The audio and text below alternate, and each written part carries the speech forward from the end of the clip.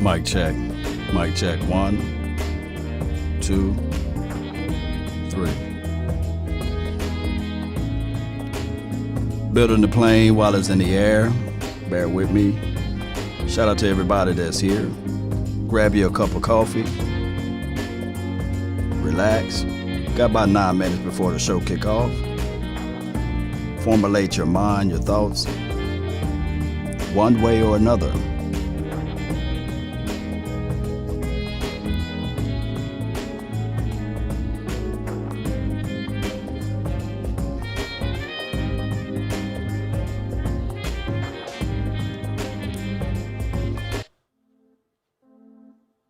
Let's go.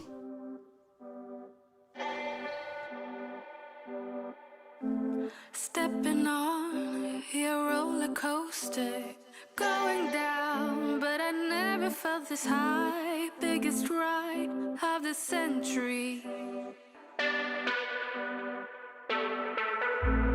Wanna drop into the ocean, wanna feel like we're the only ones around, but I'm lost, you got me clueless. 'Cause you can reach the sky while I'm stuck here on the ground. And I'm afraid of how it feels when you're not around. And I don't want to, but I can't deny. There's something about you, something about you. It took some time to realize there's something about you. And even though I know it breaks me down, 'cause you are way too good for me, yeah, that I'm feeling more the less I try. There's something about you.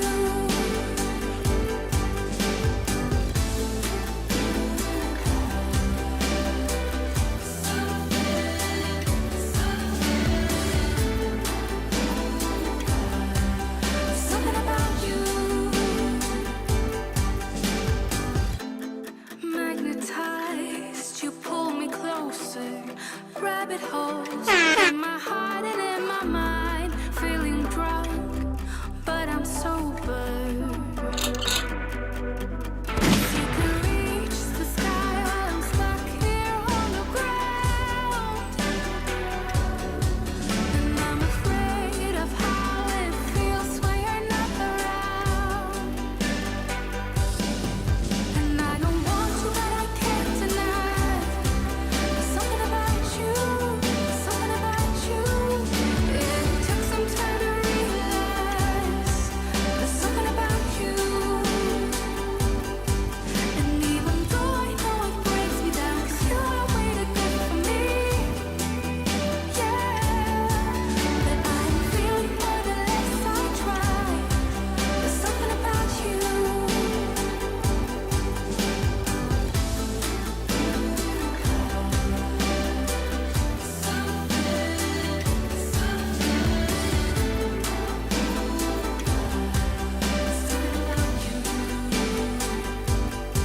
Now you can touch the sky while I am stuck here on the ground. But truly I don't mind, 'cause I got the love it takes to pull you down. And I don't want to, but I can't deny. There's something about you, something about you. It took some time to realize there's something about you. And even though I know it breaks me down, 'cause you are way too good for me, yeah, that I'm feeling more the less I try. There's something about you.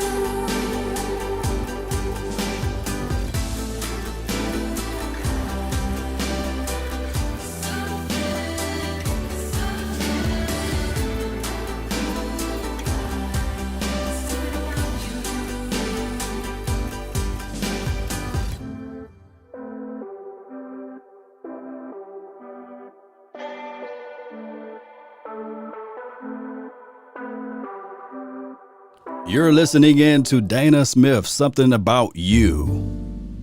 Now let's slow it down even more. Slow food jams, almost here. Let's go.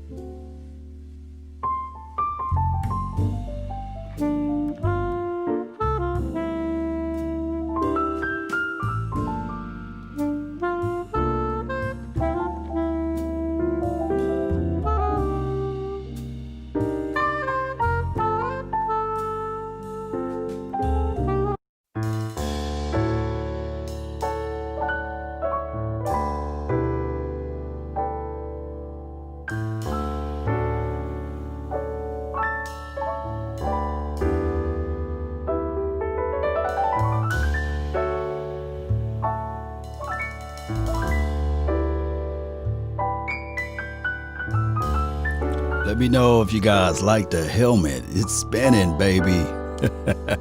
At the end of the day, we spin. We spin. Close to the 2-minute countdown.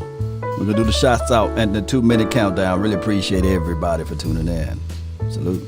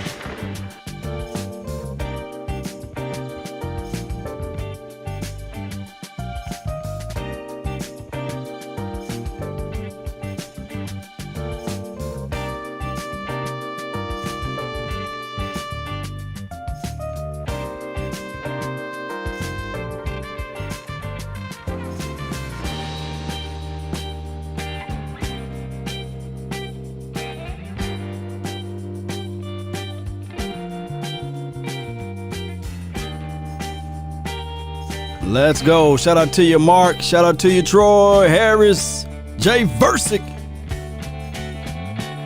This episode is brought to you by the Todds. Yeah. Let's go. We almost here.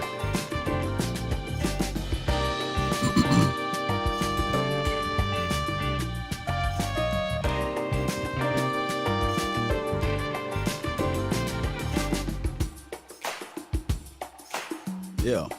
Come on.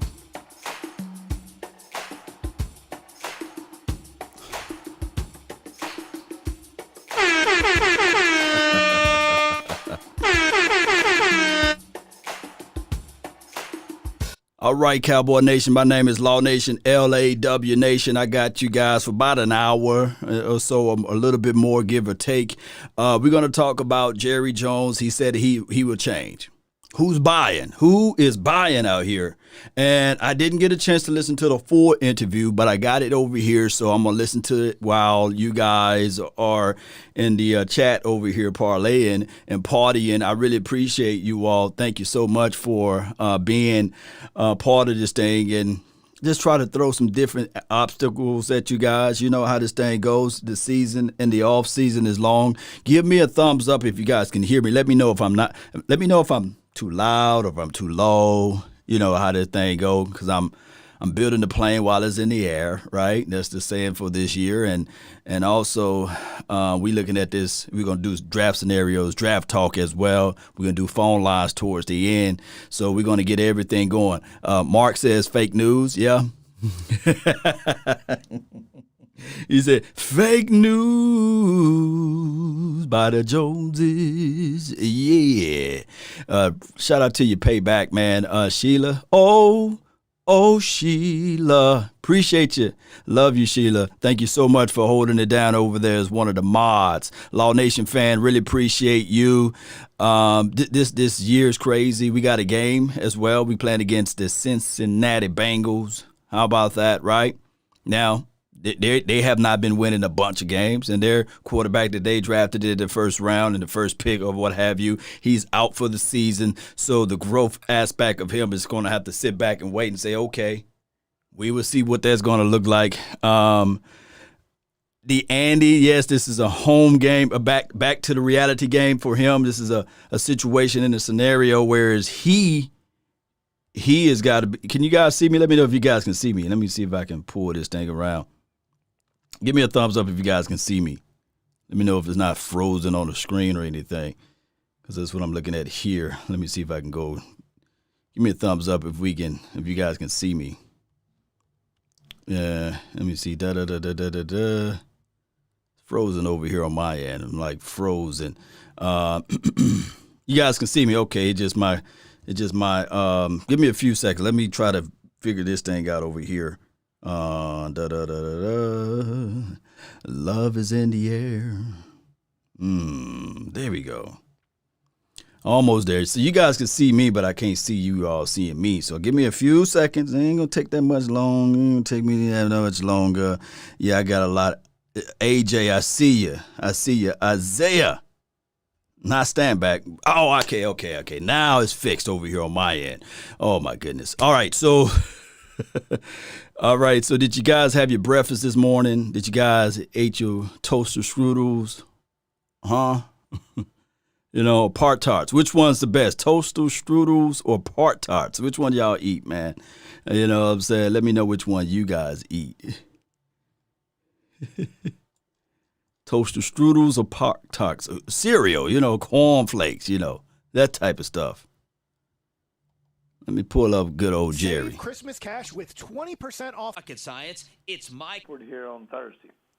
All right. Well, hey, man, good to be on with you. All right. And, let me know if y'all can hear Jerry. Pop tarts. Pop tarts, right. yeah. Well, we're even a day Toaster later than strudels. you, Jerry. It's already Friday. I beg your pardon. I should know this. We've just done this about 15 years on Friday, so I might show you where my head is this morning. So, Matter of fact, I think I'm just going to call it Thursday so I can do a redo for yesterday. Hey. All right, before we get into the interview with Jerry Jones, this is him on 105.3 The Fan. Shout out to them, the wonderful network, wonderful platform, wonderful radio station.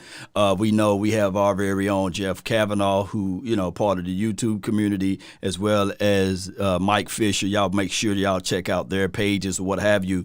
So this is the interview.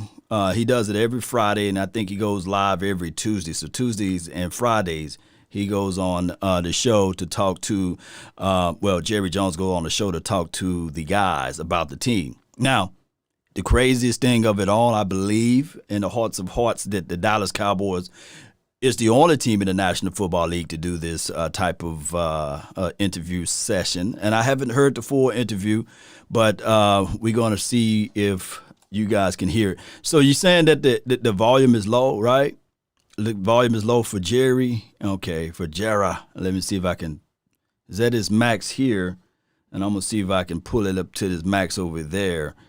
And we'll see if we all can hear him better. Hey, fair You know, if you enough. can hear him better. You have a lot of credibility. I started to question myself. I am curious. Obviously, it has not happened here before.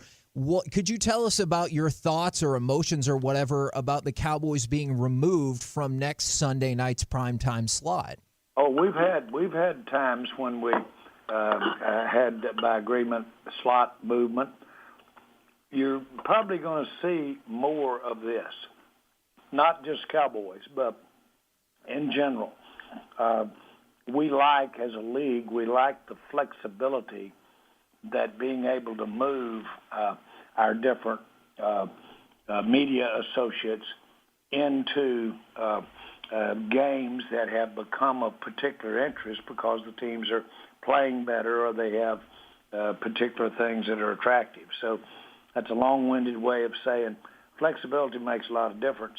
The issues, of course, are you can't move teams around when you have fans that have made commitments and are planning to come to a game, and then you move them around from an area that would make that problematic. You can't do that. But some of these do have some opportunities to be moved around. As you know, I'm very involved in our television strategies and committees, and this is to the Cowboys' advantage, and will be, because over the years we have such a huge television audience that the ability to flex us and move us around can make a lot of difference. I'll be very candid with you. Some of the biggest ratings we've ever had have been on Sunday afternoon. And so that's not a bad strategy to put the Cowboys in a potentially lesser slot, i.e. prime time, and have more eyeballs watch the NFL. Did you guys hear that?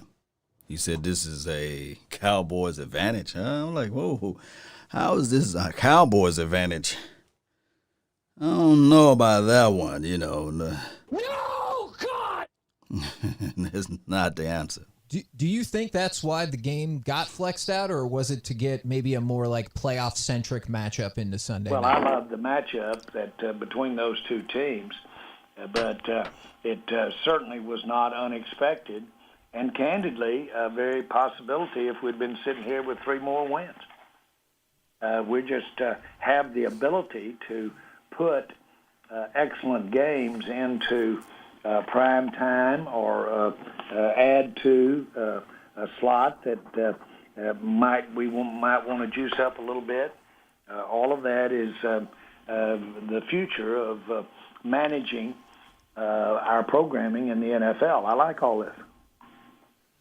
And a little bit about that, you kind of made that pretty clear. A lot of it has to do with what this unique season is, right?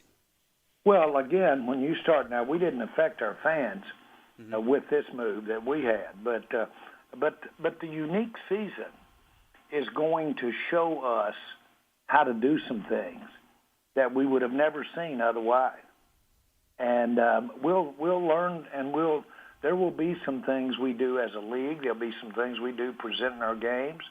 There will be some things that, as a result of having experienced what we've done, that will become, to some degree, parts of the future. All of that's good stuff.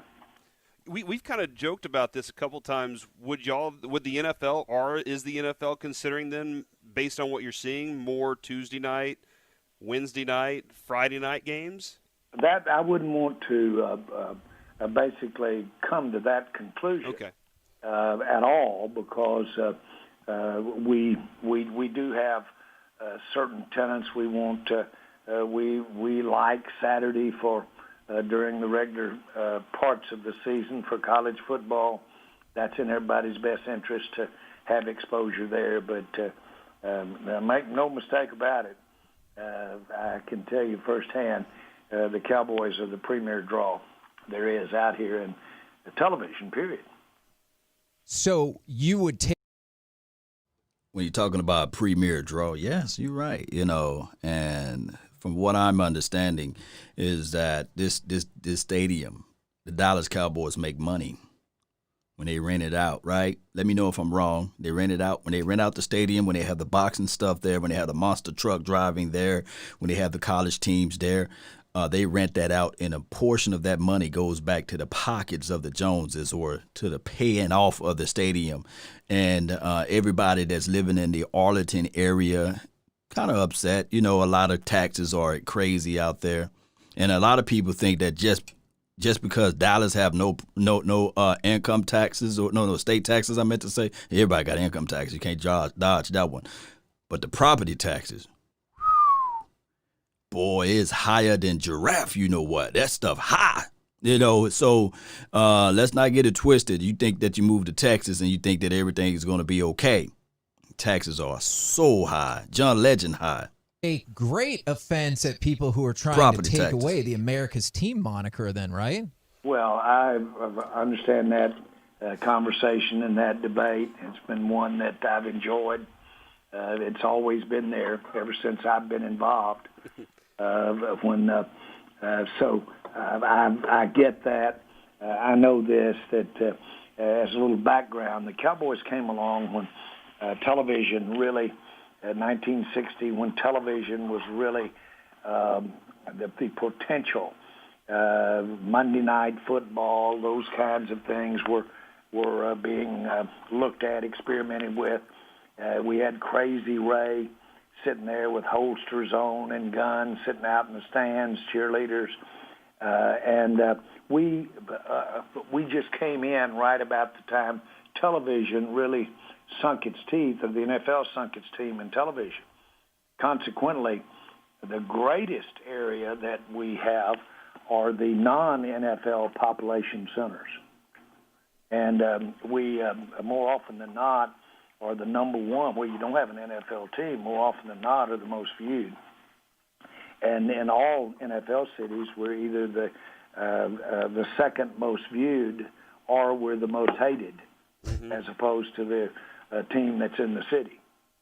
So all of that shows interest, and it's important to have that interest. Now, I don't like to have that interest based upon disappointing that a lot of people thought we were going to win the Super Bowl this year with our talent.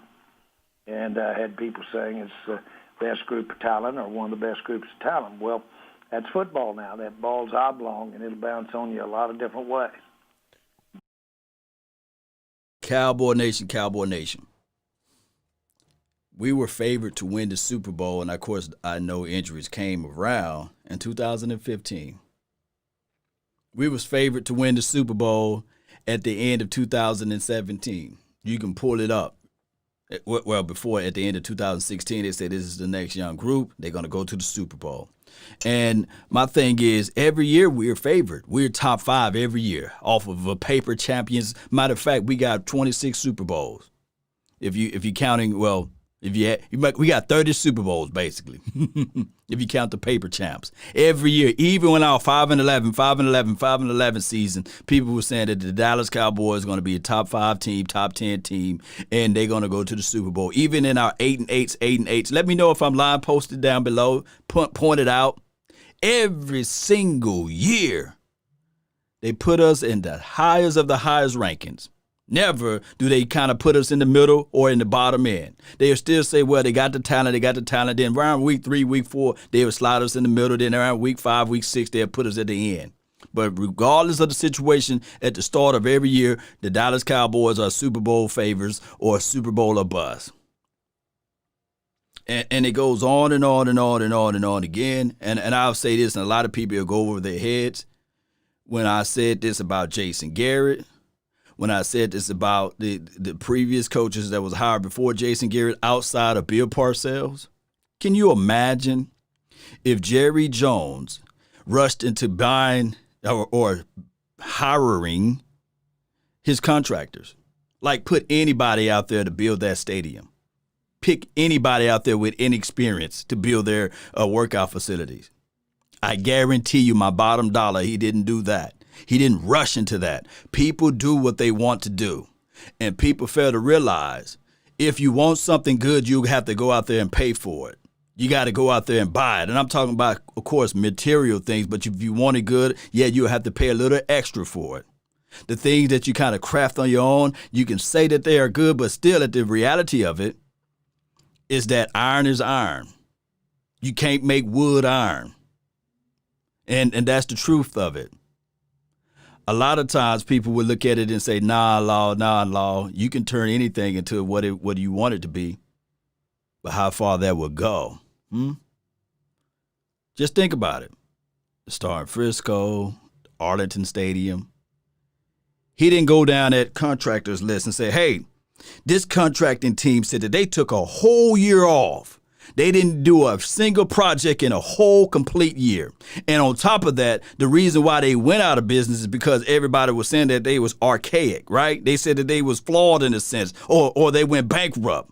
Let's give that team, or let's give those architects a chance to build our stadium.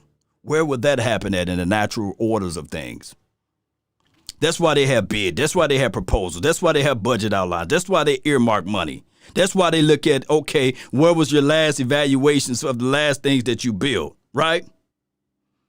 Rarely chances, if you're a new construction company, that you'll get a multi-mega billion-dollar deal like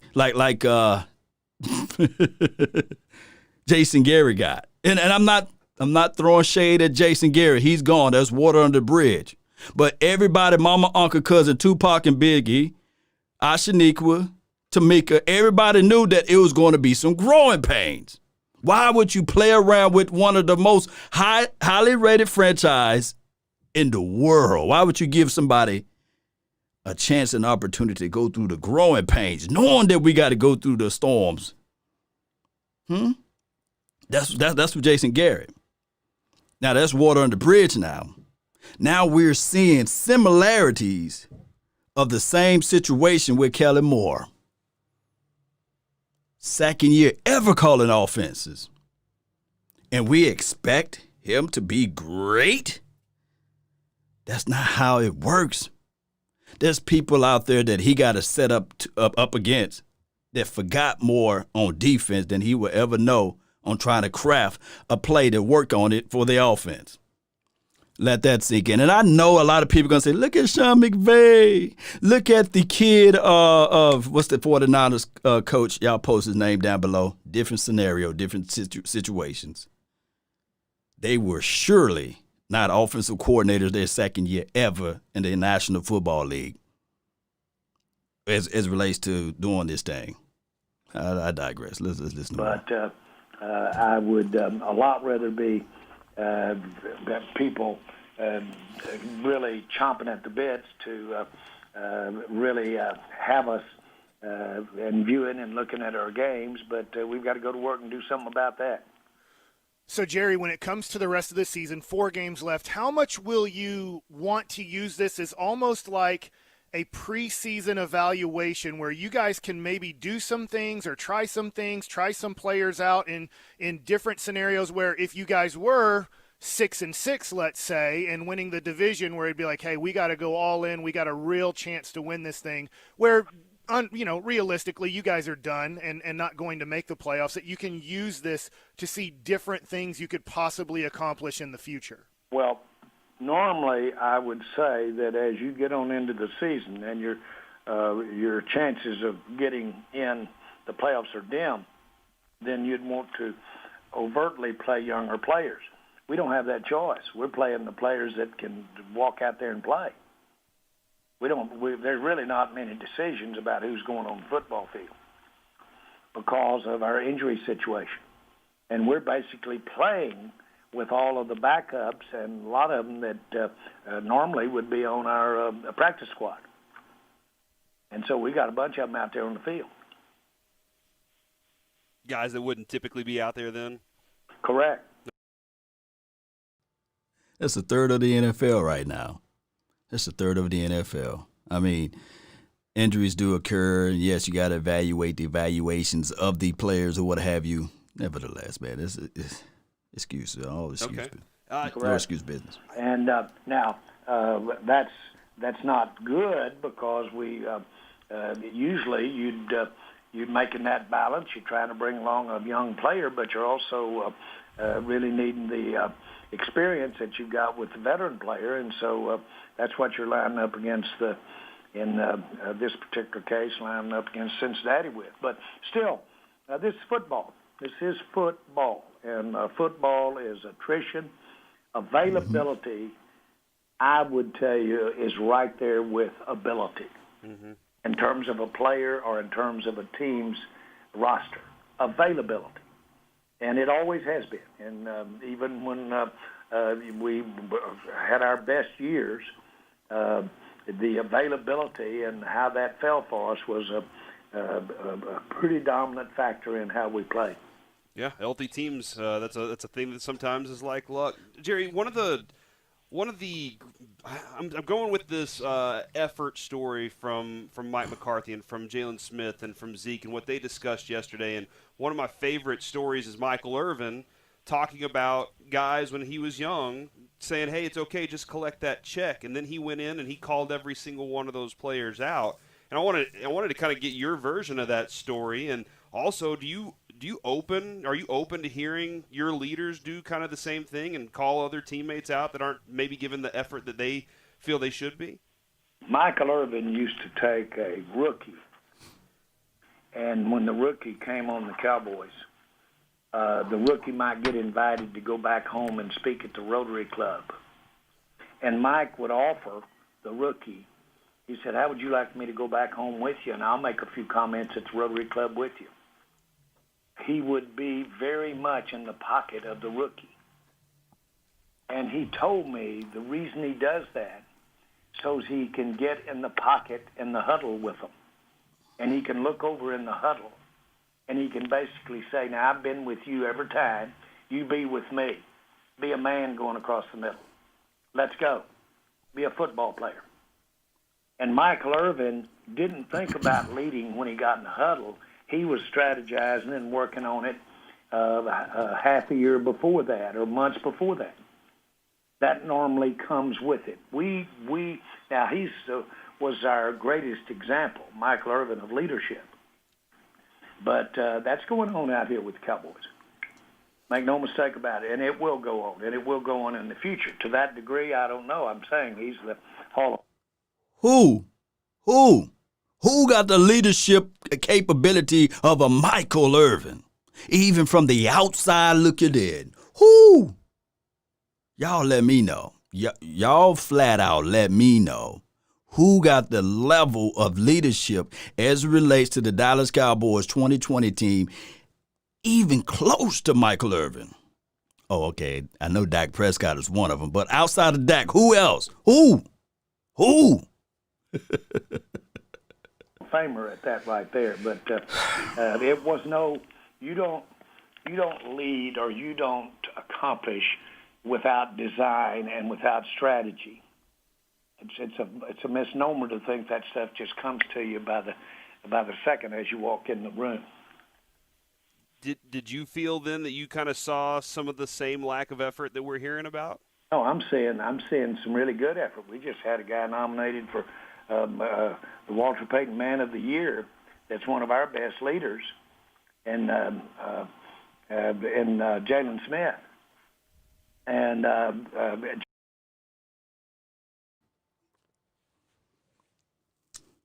All right.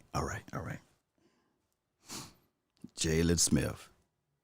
I love the kid off the field. Wonderful story, wonderful mentality. Let me see how I don't want to paint the kid into a corner. I don't want to say that he was a horrible movement. But if he is the heart and soul of your defense, if he is the staple piece and the end-all be-all for your defense, you are in a world of trouble. Who gave a super chat, man? Really appreciate you for helping the nation out. Nick DeWick, what's your take on the Giants' future? Oh, I'll definitely get into that after this interview. Oh, my goodness. Let me know. maybe I'm just overseeing the situation. But if you were to build your team, like let's say, for example, if it's a clean sheet of paper and you have the opportunity to build with either Jalen Smith or who else will be on that defense, who would you do this thing with? Just as you do when you have I ain't gonna ups say it. and downs and you don't win, you can see people criticizing, quote, hard effort. You can see that. I mean, you can hear it if you want to listen to it, and that's fair to say it. But, boy, I'm not I see guys that trying to work the problem, trying to get better. I will say this. We've got, like anybody, you've got a lot of do-overs. I'd like to start again on how we approached our defense this year. I'd like to start that over again. I'm sure everybody else would too. Where would you start with that? Well, I'd start right there, right the first day, by the way, unfortunately, but everybody had the same thing. The first day, they were normally when training camp is over. That's where they were. And I would really make sure that any changes we were making, I would want to make sure that we did it in the same way that we didn't make changes on offense, because we didn't think that we had the situation or we had the time to make those changes and it really be effective. We've obviously done some things, we've changed, and we're having a hard time getting those in place to be a good defense. Y'all smell that, man. Like BS, man. What? Oh, no.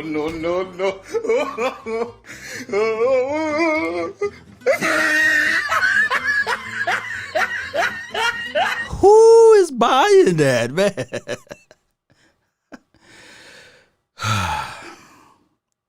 Have made changes. Does any of that go over to like the coaching decisions as Every well? bit of it. Okay. Every bit of it. And then right past that, go right to your general manager. Right past that, go your general manager, because coming through the door, the GM was eye to eye hiring the head coach, talking about how we were going to approach when he walks through the door and where he was going to go from there. That's what you do. And that obviously didn't work for us this year. We know sometimes. This isn't like that we've had coach that has been there 10 years. He just left. So we were just coming through the door here, and we're sitting down talking about how you were going to approach things like that. Not just a draft or drafting a player, but things like how we were going to approach. We spent a lot of time. Several years ago, maybe 10, 11 years ago, we went from a 4-3 to a 3-4 defense. But when we did it, it was very reluctant. There's a lot of reluctance on making that move by our coach. When you did it, you had Bill Parcells.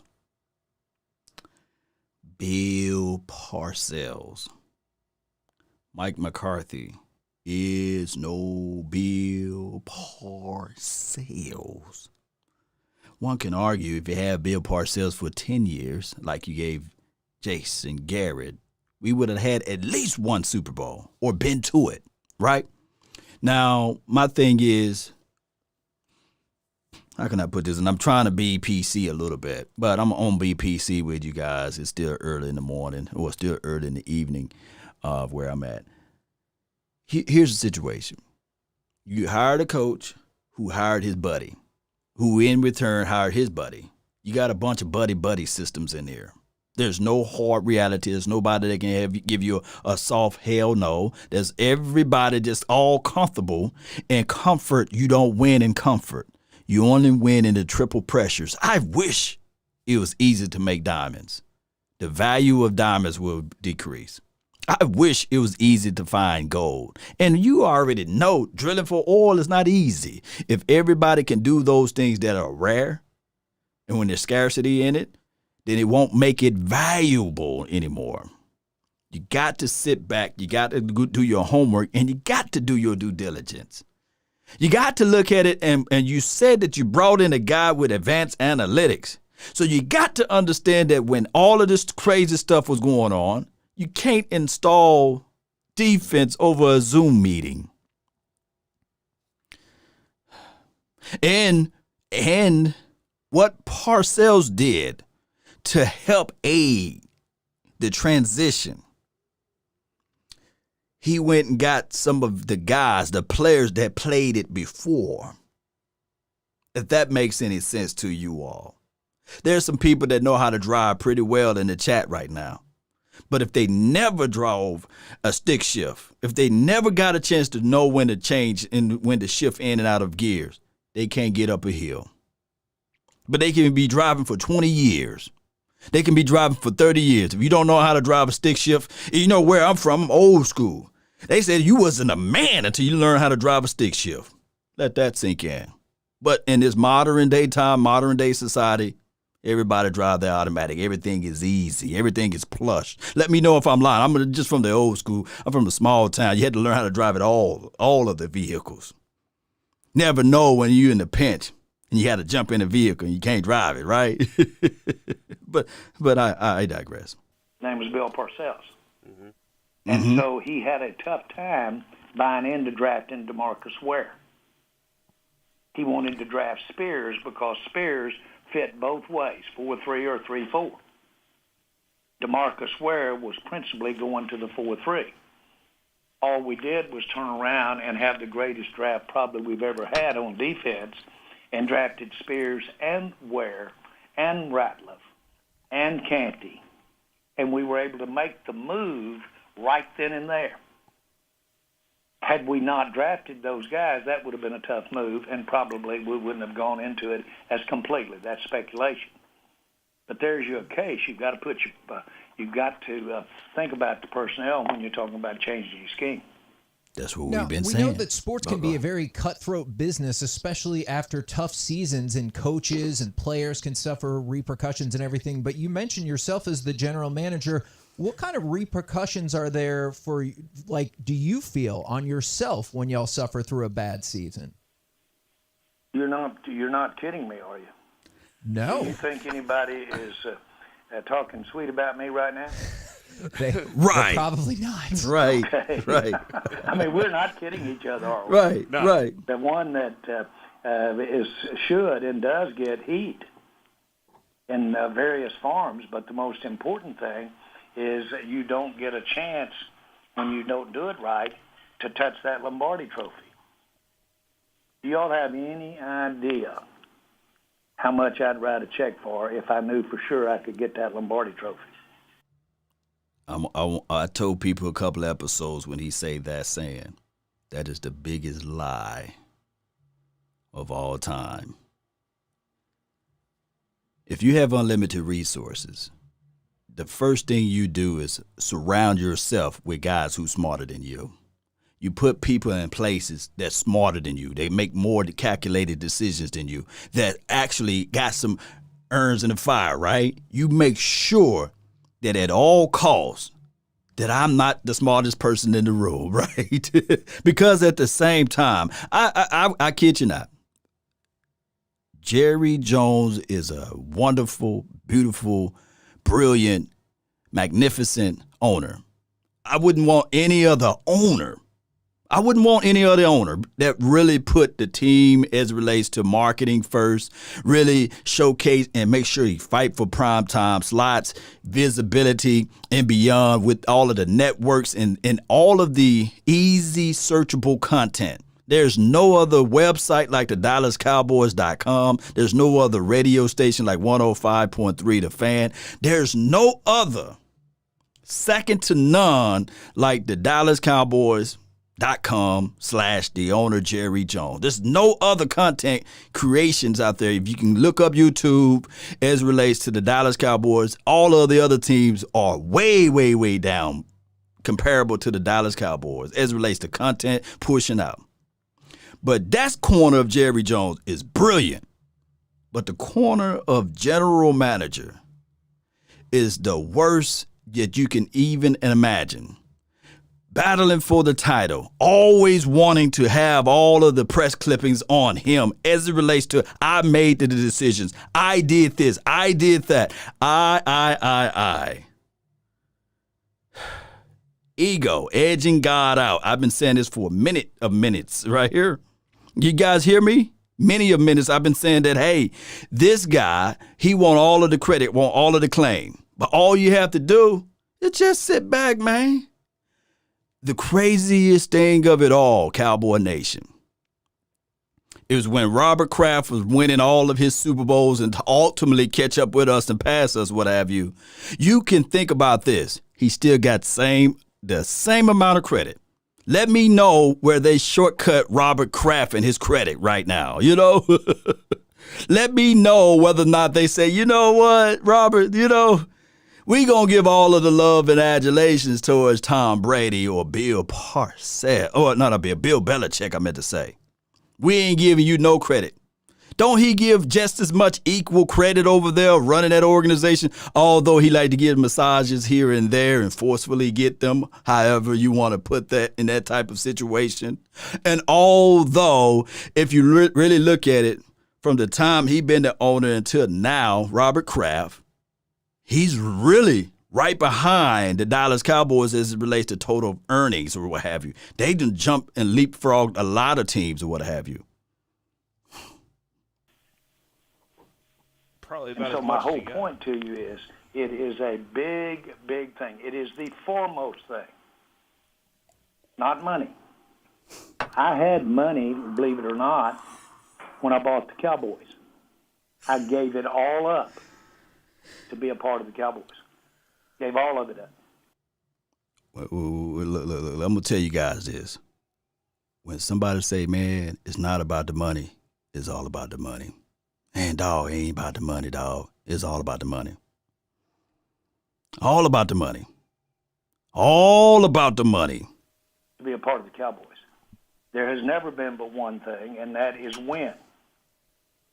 Now, you look around, and you look around over the last 30 years, and look at how many general managers, how many presidents, how many coaches, and how many people have been involved in trying to get those wins.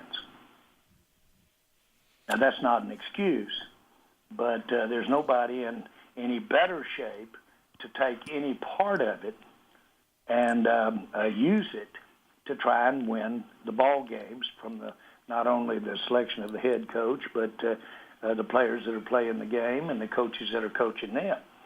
All of that has to have my approval. So Jerry, you start right there, and I accept that. Jerry, you mentioned the DeMarcus Ware, Marcus Spears draft. I'm wondering, in this upcoming draft, are you going to have a draft like that to run Mike Nolan's system successfully? Well, you put names.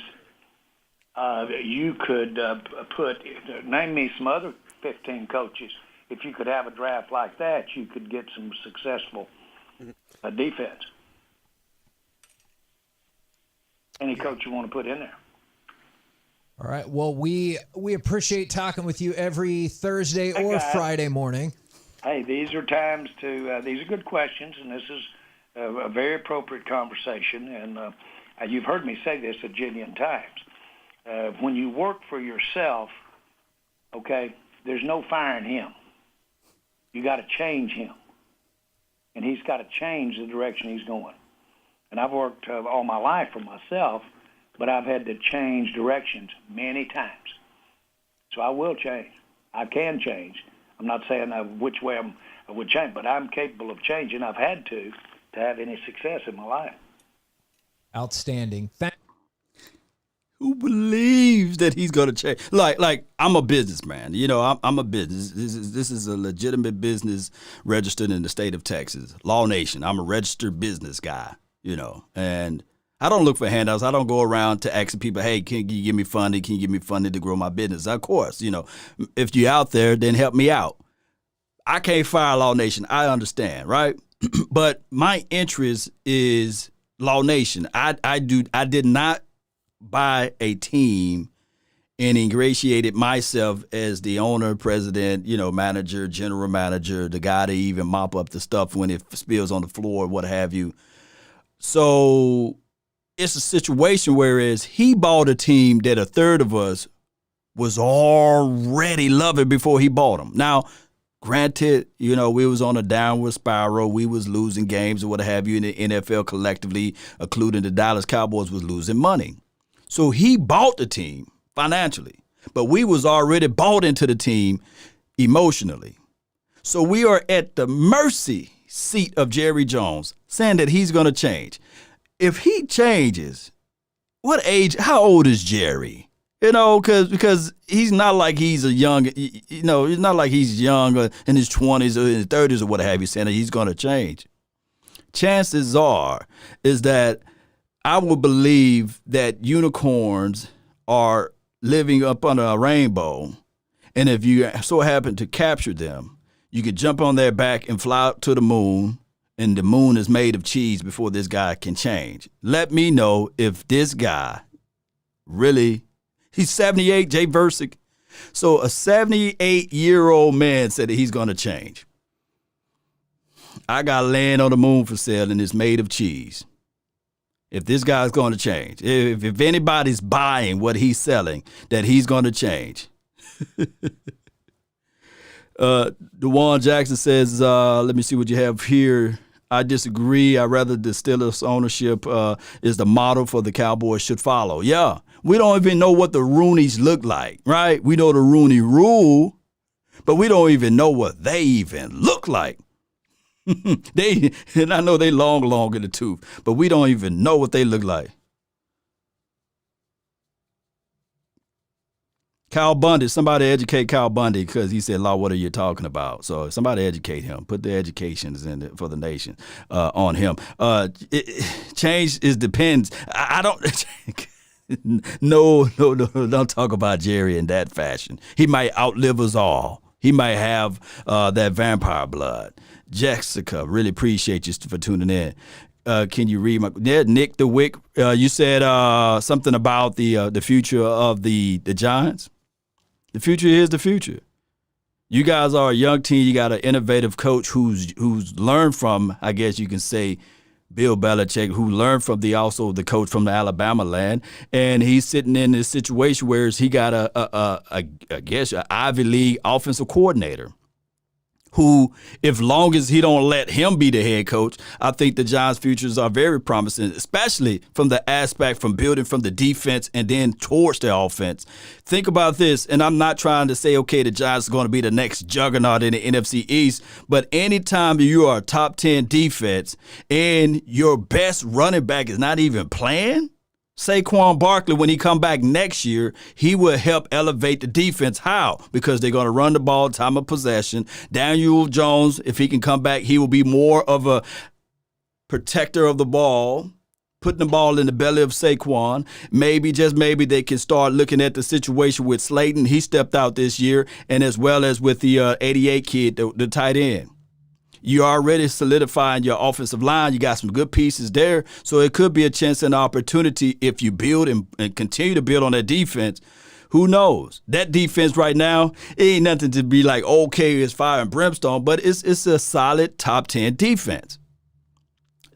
That's what I can see from the Giants. So when we start, we're going to talk a little bit about the draft scenario, and then we're going to open up the phone lines if that's okay and cool with you all. William, appreciate you so much for tuning in. Law, change is simple. Let Will McClay take over as GM. That would be cool. That would be great. But we got this thing called ego. You know, when you have a big ego, you're sitting out there saying that these are the things that I've done. Some people will go to the grave saying that I would never relinquish my power. There's many of people that think like that. Yeah, Ingram. Yeah, appreciate you. Jason Chase, man, appreciate you. I don't know what your last comment was. Jimmy Johnson, get back to the promised land. You know, it's crazy. The promised land. People always talk about the promised land, the promised land. Even in the Bible, Moses released all of his people from Pharaoh. They went across the great water that was divided, it was split in half, parted of the Red Sea. And all of the people that was there, they still didn't believe in Moses. They said that they want something. Look, y'all going to church now. Y'all took me there. We wanted something tangible. We wanted something physical that we could touch. We tired of sitting here believing in something that we can't see. That was the people. Let that sink in. So with the Dallas Cowboys, we would sit here and see somebody, see the growth, see all of the changes within the organization of looking at it like this. Man, this particular guy is able to elevate us here, and they still wouldn't want him. They still don't believe in him. Boy, I tell you guys, y'all can insert the name of the person I'm talking about. Let me see. Change. Jason Chase says, Law, change by firing one of the greatest coaches, of all time as soon as he brought them to team. Yeah. Because it wasn't, look, a lot of times we're going to have disagreements. We're going to have people that look at things differently from what we look at it as, right?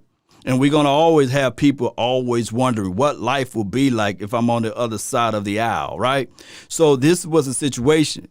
Jimmy Johnson, yes, he flirted with the new team. The expansion team at the time was the Jacksonville Jaguars. Yes, he thought about leaving because his contract was almost up. And yes, he had a big ego himself. He's not faultless at this situation. He had pride. But you know what? There's two different sides of the coin. Jimmy Johnson pride was on the football angle. I know what the hell I'm talking about. Jerry Jones pride was, I think I know what I'm talking about as it relates to football. But I know what I'm talking about as it relates to business. I made myself. Look, if you think I'm lying, everyone is self-made. But only the successful people will admit it.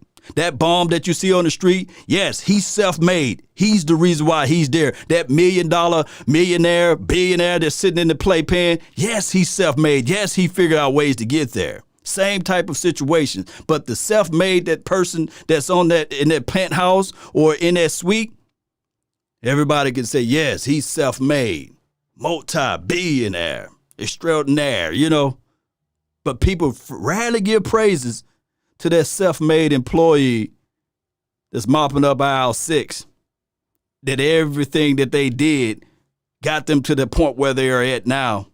And there's thousands and thousands of people that got brilliant $1 billion ideas, but they scared to do it. They scared to jump out on faith. They scared to jump out and say, okay, I'm going to do it.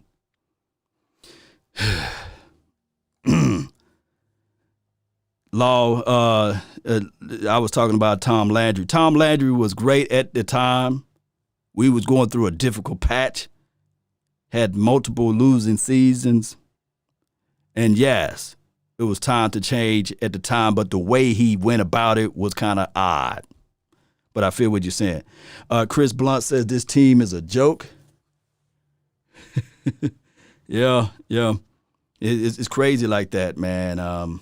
It's one of those things. So while I'm about to set up the phone lines, I really appreciate everybody that's tuning in. We're going to go to a quick intermission, and we're going to get back with you all. Just bear with me right quick for a few seconds. Give me a few seconds, and then we'll be right back. Come on, Cowboy Nation. And I want to know your thoughts. I want to know how you guys feel of the draft and opinions of that. And we can get this thing going the best way, the right way possible. Let's see what we have here.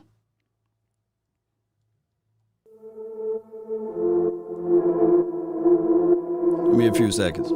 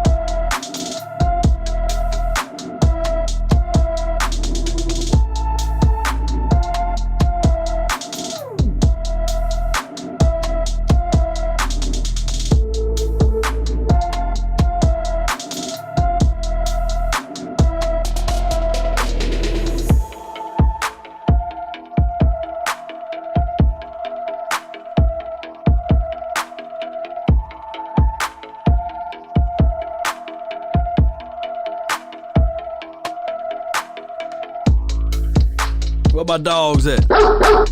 Hey. Hey. Come on.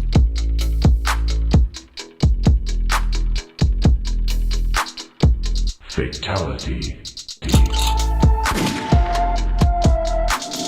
Ain't no party like a cowboy party, yeah. Come on. You're live with the nation.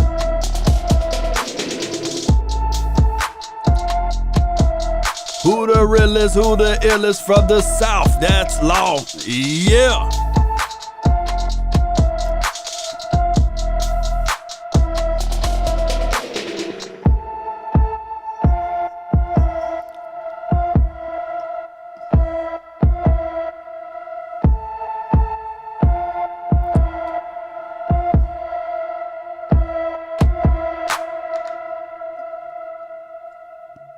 Let's go. Come on, Cowboy Nation. The phone line is pinned to the top. 682-214-4087 is the number. We're going to get this thing started in a few. Really appreciate you all for being part of this thing. Let's go. Let's go, Cowboy Nation. Let's go. We are in a situation whereas it's just like what it is, Cowboy Nation. It's just like what it is. Yo. Hey, come on.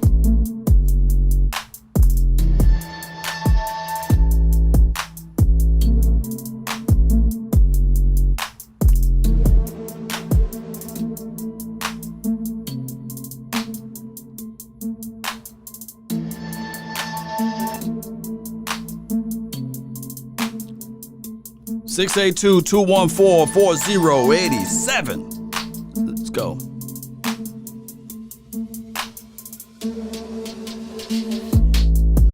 Talk to me, 757. How you doing, Law? Yeah, hey, man, too. I've been a Cowboy fan. I'm 40-some years old. I've been a Cowboy fan ever since I could think. I mean, I don't. But which way you think we should go in the draft if you had to help them out?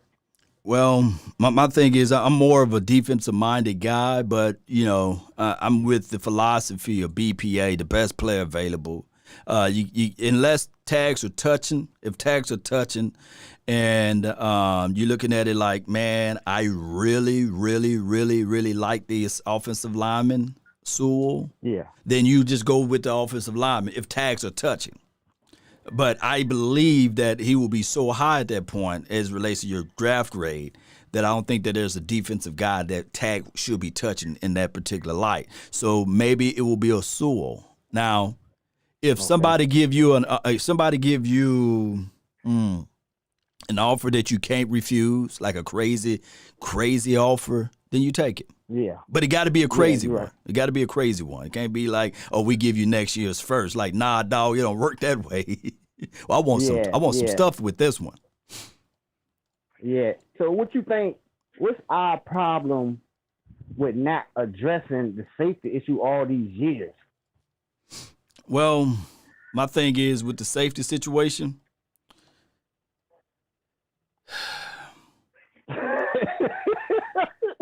Look, I can't even say it. Look, this is the thing.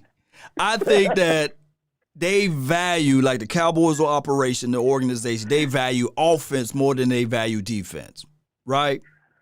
Okay. Yeah. So the last few coaches that we hired outside of Wade being offensive-minded coaches, right? So they value offense. And Jerry Wayne Jones himself used to be an offensive lineman. So I just think that he look at the safety. And I'm not saying you go in the first round, you pick up a safety. I'm not saying that.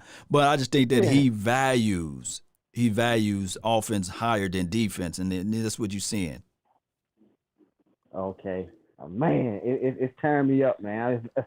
Every Sunday, I'm like, they're not looking at the same thing I'm looking at. They don't watch the same tape we watch, basically. They don't watch the same tape. You know, I love Jalen Smith. I love his story. I love what he brings to the table as relates to off the field. And, hey, you can go to sleep good at night. But he's no Fred Warner, you know? You know, No. he's no Ray Lewis, and I'm not asking him to be that guy. No. Coaching, I don't know what to say. I know the COVID hurt us. We couldn't really practice together, but what I see going that defense, man, I got to turn from it. And I watched it. I told you, like, I've been a Cowboys fan all my life, and I've been watching them ever since I can watch them. And I don't never leave a game, man. This year was, I'd be having to walk away from the games because I had to get myself together. I can't take it. So I'm like, what is... Yeah, we're going to have to build something, man. And our biggest issue is I think that we draft pretty well. I believe it or not, I think we draft pretty well. But on the back end, there's two things that we don't do well, willing and dealing, and we hold on to players for so long that we get nothing in return from them. Nothing. As my guy would say over here, you know, he said, You get nothing. we get nothing. You know, we get nothing. You know, get nothing in return, and we hold on to them for so long. You know, and we rely on compensatory picks. Thank God that we are allowed to trade those compensatory picks, and we'll see what we're gonna get down the line. Yes. I'm looking forward to next year. That's all I can say. I know we had same situation going on this year with COVID and all that stuff. So I'm kind of mad, but I ain't so mad. The effort is making me mad. That's all that makes me mad. The effort. Yes, indeed, man. I really appreciate you for calling in, fam. From the 757. Appreciate you, bro. Good call from the 757, man. 682-214-4087. Speaking of 214, we got a 214. You're live. Talk to me. Hey, how you doing, Law? This is Peebo from Dallas. From the Dallas area, man. Shout out to you, man. Might have to run into you one day, man. Especially if you over here at the Star, fam. Talk to me. I'll be there downtown. But yeah, man, first off, Mike Nolan needs to get fired. Jalen Smith, it's not like Jalen Smith slowed down. I thought about it and I looked at some tape last year. It's not that he got slower or faster. It's just his positioning was better. His vision was always trash, but I just felt like he had better positioning last year than as opposed to this year. Van Der Esch ain't never played this bad. He ain't never played this bad. Never. That's why I'm like, Mike Nolan, here we go. Xavier Woods, he ain't never played this bad.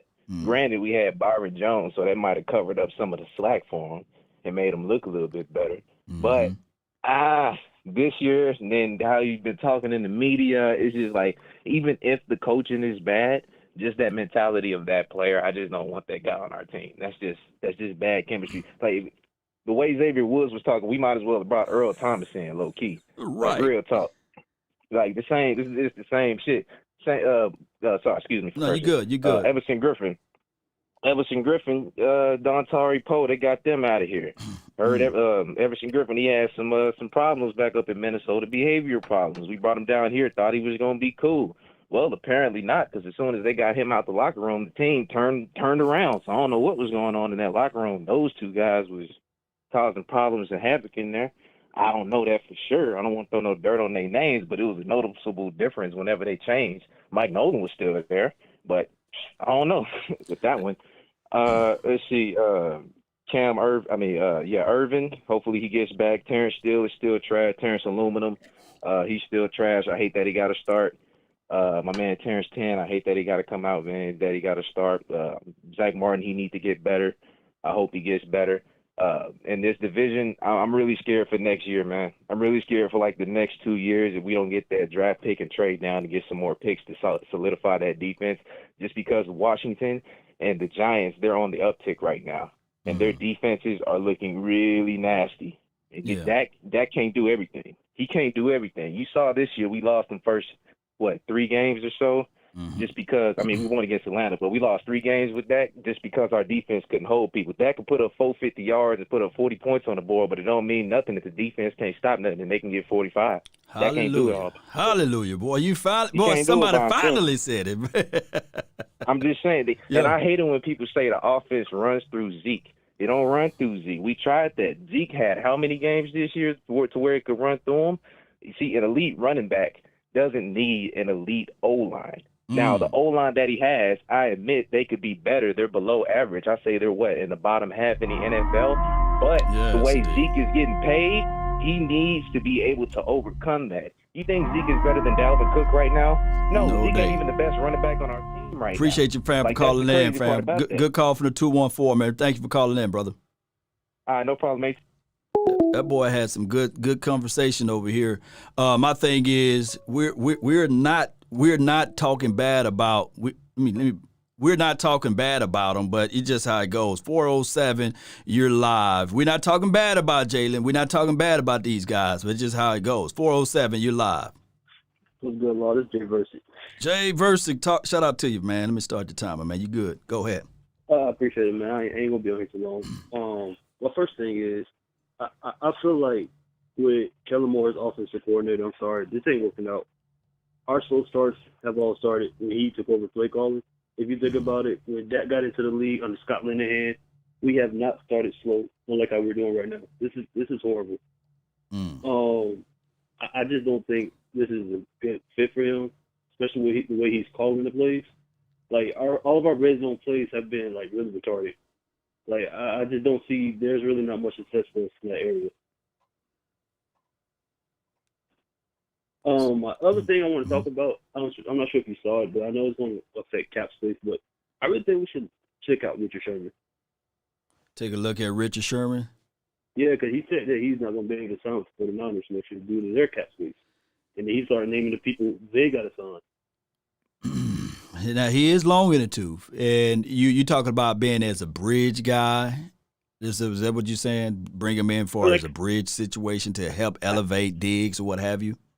Yeah, like at least to bring some leadership due to his longevity in the league, because we don't have nobody really that. And plus, with our free agent corners going out next year, we don't know who they're going to keep and who's going to lose. Who they're going to leave. You know what I'm saying? So at least somebody who comes in that has leadership mentality. My thing is now. I do like the aspect of what you're saying is like going out there, Jay Versick, and getting somebody, bringing them in. But that's probably what we did this year, bringing in those older guys. I think that we got to go take a look at some premium free agency guys. Let them be like, okay, a guy that did some multiple things out there on the field, and they still young at it. And you go instead of aiming for like 5 or 6 guys that's going to be long in the tooth.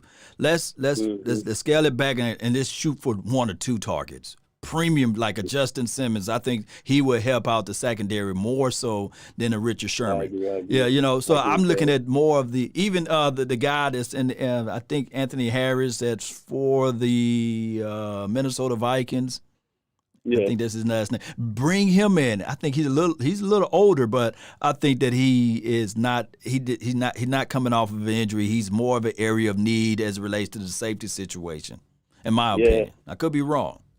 No, you're right. And the only problem is a lot of it is common sense, which is something the Cowboys don't have. This like some reason I don't know why, but we go make dumb decisions when it comes to selecting players. I mean, don't get it twisted. They do make good decisions when it comes to getting players, but lately, the way we've been going about, like, why haven't we really seen a Bradley or not? Like, this is kind of stuff that bothers Rip. The latter part of our season, y'all at least could start putting some of these younger players who no one have seen play. Most certainly, man. Good call from you, Versick, man. Good call for you. Pretty good call. Good call from him, man. Very good call from the 407, Versick, man. You guys see him in the chat. Y'all talk to him, comment. Of his comments, he's very active in the chat there.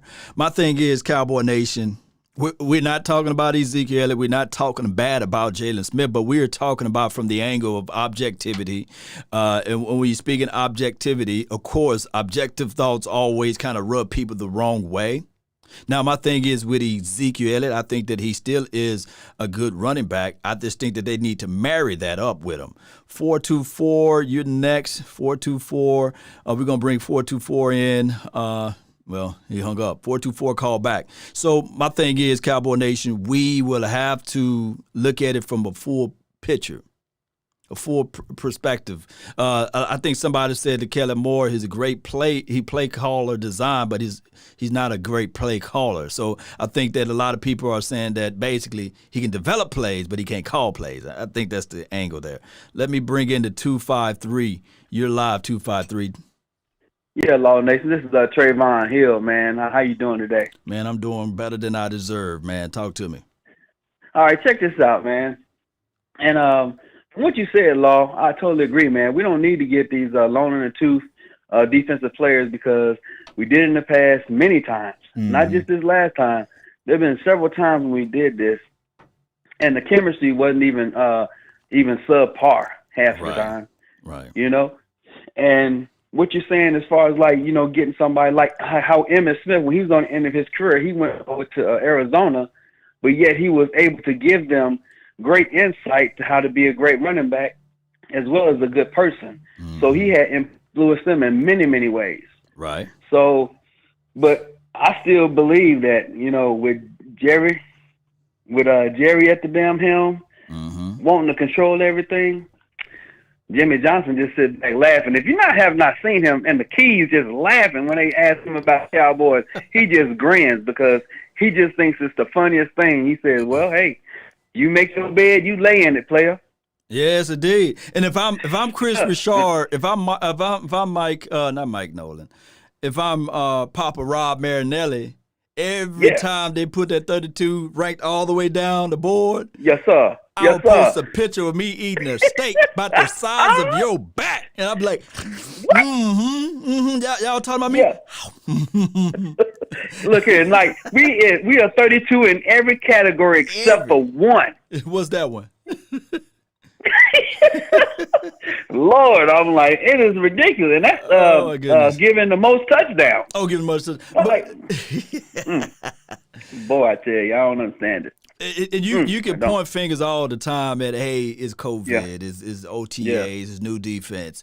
But the same breath, you can look right at the Giants, right? You can look at the I guess you could use the Carolina Panthers, and you can look at the Washington team. Although they have a better front and they got one guy out there in the secondary that's doing some things, they're not 32 all the way down the board. So what happens is that removes that excuse. And I told people all the time, from the 253, you can look for excuses and you will find them. It will show up at your doorstep. And the reason why you are at where you at in your life. The excuses is easy to find. Yeah, but you got to realize, us Cowboys, boy, I'm telling you, because I read the chat, and also I look at a lot of the Dallas Cowboy networks and stuff.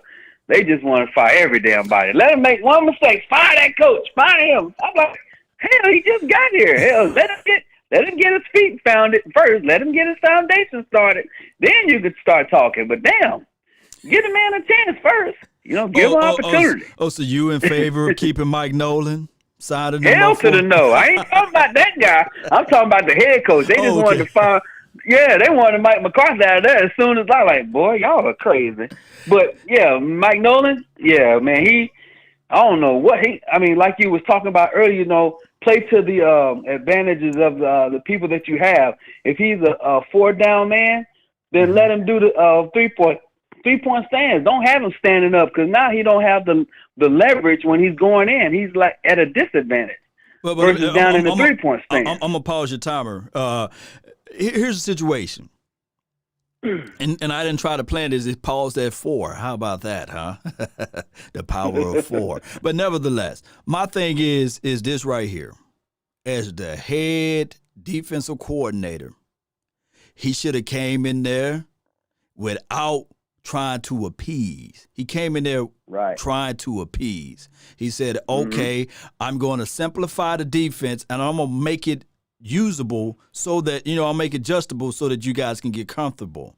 I'm going to bend to your willings and make sure that you guys are feeling okay. You remember that? Because Jalen Smith, the leader of the team, came out and said, hey, the defense is too difficult for me to pick up. It's too hard. It's too difficult for me to learn. I don't understand. I don't understand. And then in that same interview, Alden Smith said, oh, the defense not that hard, not that hard, and not that too difficult to pick up. And I said, damn, that's discourse right there. But as the head defensive coordinator, I'm walking in there, and I'm going to have their authoritative situation, meaning that I don't care if you are the starter. I don't care if you are the backup guy. It's whoever can pick up my system. This is mine. You know what I'm saying? He should have came in like this, because now when he come in kind of like with one toe, look, defense supposed to be a mentality standpoint. Defense supposed to be like, I kid you not. I want to know where the Patriots defense is ranked at, because they had seven to 8 guys to say, okay, I throw in the towel. I'm not going to play this year, right? And I'm quite sure that they're better than our defense. But the philosophy was already intact. You got to learn your assignment. You got to learn your keys. You got to play to the level where I want you to be at. Now, the Dallas Cowboys, by them being so comfy, and here's the pillow. Oh, you need some aspirin or Tylenol? Which one? He should have came in and said, no, my way or the highway. Yeah. Set the tone. What I believe in about that, Law Nation, I was in the Army for 25 years, and being a senior leader, you got to know the weaknesses and strengths of your people that's in your unit. And if your unit is weak, you got to get rid of them. And if you know their strengths and weakness, put them in the places where you know they're going to benefit most for your team to give you a chance to win. Simple as that. As simple as that, and wish that they don't open their mouth to talk about it, right? And there you go. Media. Because the moment somebody talk about my stuff, I say, no, come in the room. Come in the room. Shut the door behind you. And you sit back and look at them right in the eye and say, what the hell are you doing? Because I wish if one of my daughters leave the light on in the room and they sitting there saying, hold up, Daddy, I left the light on because I wanted to. I'm like, oh, really? You know what I'm saying? Yeah. Oh, there's gonna be some darkness in that room, because I am the head of the house. I am the head. I control everything. But I digress, man. Appreciate you, man. Good call from you, fam. No doubt, man. Thank you, guys. Yes, indeed, man. Good call from him. Yes, indeed. You got to set the tone. The light bill company is not going to be looking for my daughter. They're going to be looking for me, right? I wish that they say, okay, according to the light bill, the room upstairs to the corner was on the most, so we're going to give the bill to her. No, it don't work that way. We got the 903. 903, you're live. 903, talk to me. Hey, Law, how are you? Happy Saturday. Happy Saturday, day before football. Talk to me. Well, Law, some years ago, our boys was living too. My thing is, how can they say that these guys are not the top guys that they were 2 years ago? I mean, really, it's like with Coach Richardson, he had those boys respected him, and they did what they had to do. Where are the coaches that will get these boys' attention and get in there and make them be the men they are and put them in the right place, like all the other brothers been saying? Because, Law, how can we say that these boys ain't who they used to be when it's that they've been moved around? They're moving the boys in different play areas. What it is, they need to bring guys that fit that description that they're lagging in off of that bench that they got sitting on the practice squad. Bring some more of those guys and activate to help the veterans that's already been there and leave them in the space that they were. Because that's how we won against the Vikings. They had Jalen, they had Vanderish, they had Randy Gregory, you had Tank, you had all the big boys out there and some more. And they brought some of the guys up from the practice squad, and we won against the Vikings. Jessica, that's what we need now. Let me pause your time right quick. I want to pause it right quick. You remember when Chris Richard, we played against the Vikings, well, it was against the Eagles one year, And he was so amped up that he walked out there into the Eagles fans, or not, into the Eagles players' faces. You remember that? And he gave them all of the passion that he had to separate them, to elevate the Cowboys defense. And we ultimately won that game, I believe. But go ahead. Mm-hmm. And that's what I'm saying. That's what we need as a coach to get these boys back to where they were. That's what we need. I mean, like everybody's saying, Mike Nolan, whatever. I don't know what's going on, but I do remember our boys being we was 11-2. If on this day, getting ready to go against the Eagles, I believe. But that's what we need, and to keep mixing up with the O-line, offensive line, because where we're slacking at, they put some of the defense out there, as I said before, to mix it up. But they need to bring in Gigi. Andy Dalton is not it. And stop. I'm sorry. The dude threw the ball to them people. Come on, man. We need to go on and put Gary Gilbert back in and sit Dalton. He's not the man. Preach. But I hope we win this game tomorrow. I really do. But let me ask you this, though. Let me ask you this, Jessica. I'm gonna pause your timer again. From a woman's perspective, do you like it when a man make the decisions, or do you like it when a man kind of like, nah, sweetie, let's go here. No, let's go there. No, let's go to this restaurant. Nah, I changed my mind. Let's go around the street and do this restaurant. Or you want a man to sit there and say, baby, we going to this restaurant and this is where we going to eat. Which one do you like? We're going to this restaurant. This is where we're going to eat. There you go. Give me I need something stable. Don't have me going all over here, there, and that. No, it ain't about going here. No. Get us a stable play, and let's play with what is best for the boys.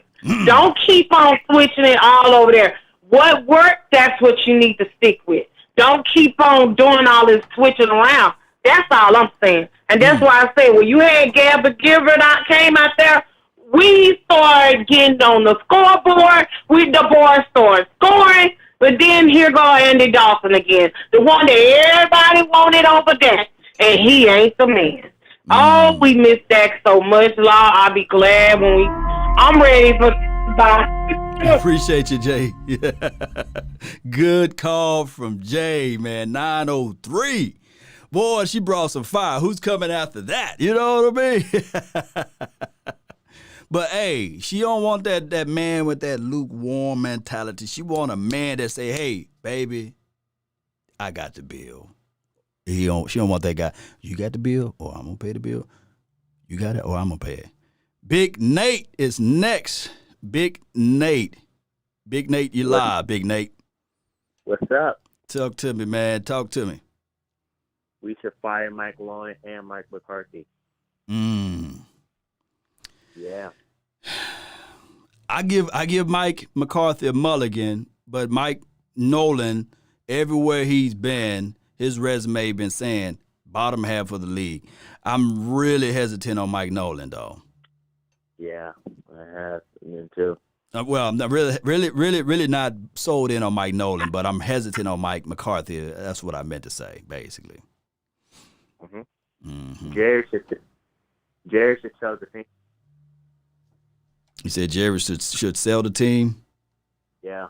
He said the only way he would sell it unless somebody would buy it from him for $12 billion. So if I had $13 billion, and I got to at least keep a bill to keep it operating, I would flat out try it, But there's not a lot of people that will buy that team for $13 billion, for $12 billion. Yep. What else you got, fam? Jalen Smith. Oh. Jalen. My thing is he's a wonderful guy off the field, and he is a guy that when you look at it, you say, yeah, he keeps everything positive on the field. It's rough. It is a rough situation for him, though, for us to look at it and say, okay, yeah, he's a cornerstone. Yeah. That's my PC answer to that. Got anything else, Big Nate from the 717? What you got? It's your show. The Freak. Ezekiel the Freak. Yep.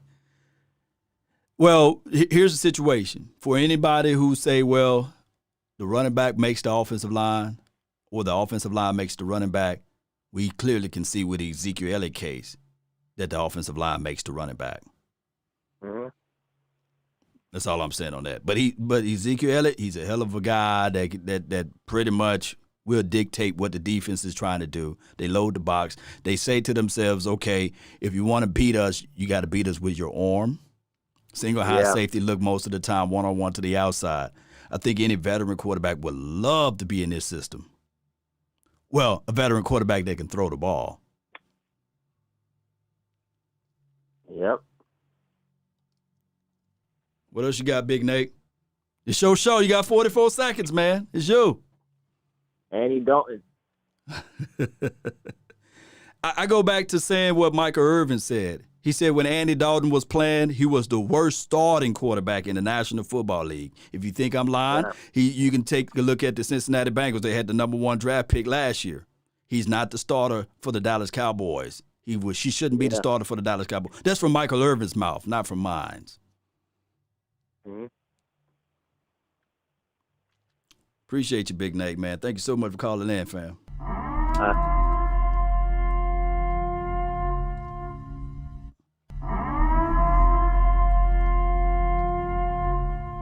Big Nate, man, Big Nate. He called in. He's a regular over here. The number 682-214-4087. He texts me all the time with some brilliant points there. Appreciate Big Nate. Now we have the 561. You're live. What's up? Into your world on a Saturday. I'm doing all right. I just want the Cowboys to get rid of Andy Dalton, though. Good old Andy. Yeah. I do not like him as a quarterback. Yeah. My thing is, I go back to what Michael Irvin said. He was the worst starting quarterback in the National Football League. And, yes, we probably looked at him as the best backup quarterback, but now he's a starting quarterback, so everything is still the same. He is the worst starting quarterback in the National Football League. So my thing is, bad as a starter. You know, there's probably quarterback that was worse than him. But we can look at the talent level and say, okay, well, he didn't have this, he didn't have that. But from my understanding, last game, the offensive line did a pretty good job. Yep. Mm-hmm. What else you have for the show? About Mark, the coach? The coach, my thing is, like I said, it's a mulligan for the overall coaching situation. But Mike Nolan, the evidence are the evidence. When you look up the historic data, you will see that he ranked on the bottom half. Now, it could be for the fact that he didn't have the talent. But my thing is, I cut from the old school cloth. Not everybody is lying on you. Somebody's telling the truth. So by it being the way it is right now, the Dallas Cowboys made their bed up with this particular guy, and we are 32nd for a reason. We should be good at something. We shouldn't be dead last in everything. Mm-hmm. They should fire the coach, though. I don't like the coach. Get a rookie coach, like a young coach from college. From college on the defensive side, or is the head coach? Head coach. Yeah, but even with a rookie, there would have been some growing pains. I will admit that. My thing is, at least do that opposed to the retread, because Mike McCarthy is a retread at this point, and he took a year off. Yeah. I'm a huge fan, and I always on Shanko's live. Okay. So what do you expect of the division? Well, this division is a toss-up between the Washington team and the Giants. I think that the Washington team, they got a formidable previous #1 overall draft pick as it relates to Alex Smith. If they can continue to play decent defense, and if they can keep the ball, running the ball and doing those underneath, then they can probably underneath themselves all the way up into being the divisional champs for this particular year. Now, the Giants team is still like in that middle place because we just don't know whether or not the quarterback is going to be back, their starting quarterback. But the defense is pretty good, so we'll find out in the following weeks where they're going to end up at. But my money is on probably the Washington team if I was a betting guy. Yeah. Appreciate you for calling in, man. Appreciate you. Good call from the 561, man. Great conversation. Spit it out the points that the previous caller said, but it is what it is. But retreads are always kind of like, It's always kind of like, okay, and then we got to look at this year as a mulligan, but we should at least see something implemented. We should at least look at something and say, okay, they improve in this area. Or I like the way they did it in this particular fashion. It goes both ways, Cowboy Nation. I got into the top of the hour. The number is 682-214-4087. The draft scenario, my philosophy is BPA, best player available. If the first pick, the 2 tags are touching, then if it's Sewell, then you go with him. But if you want to go with the mindset of drafting a quarterback every year, hey, I'm not going to get mad at that. Draft a quarterback.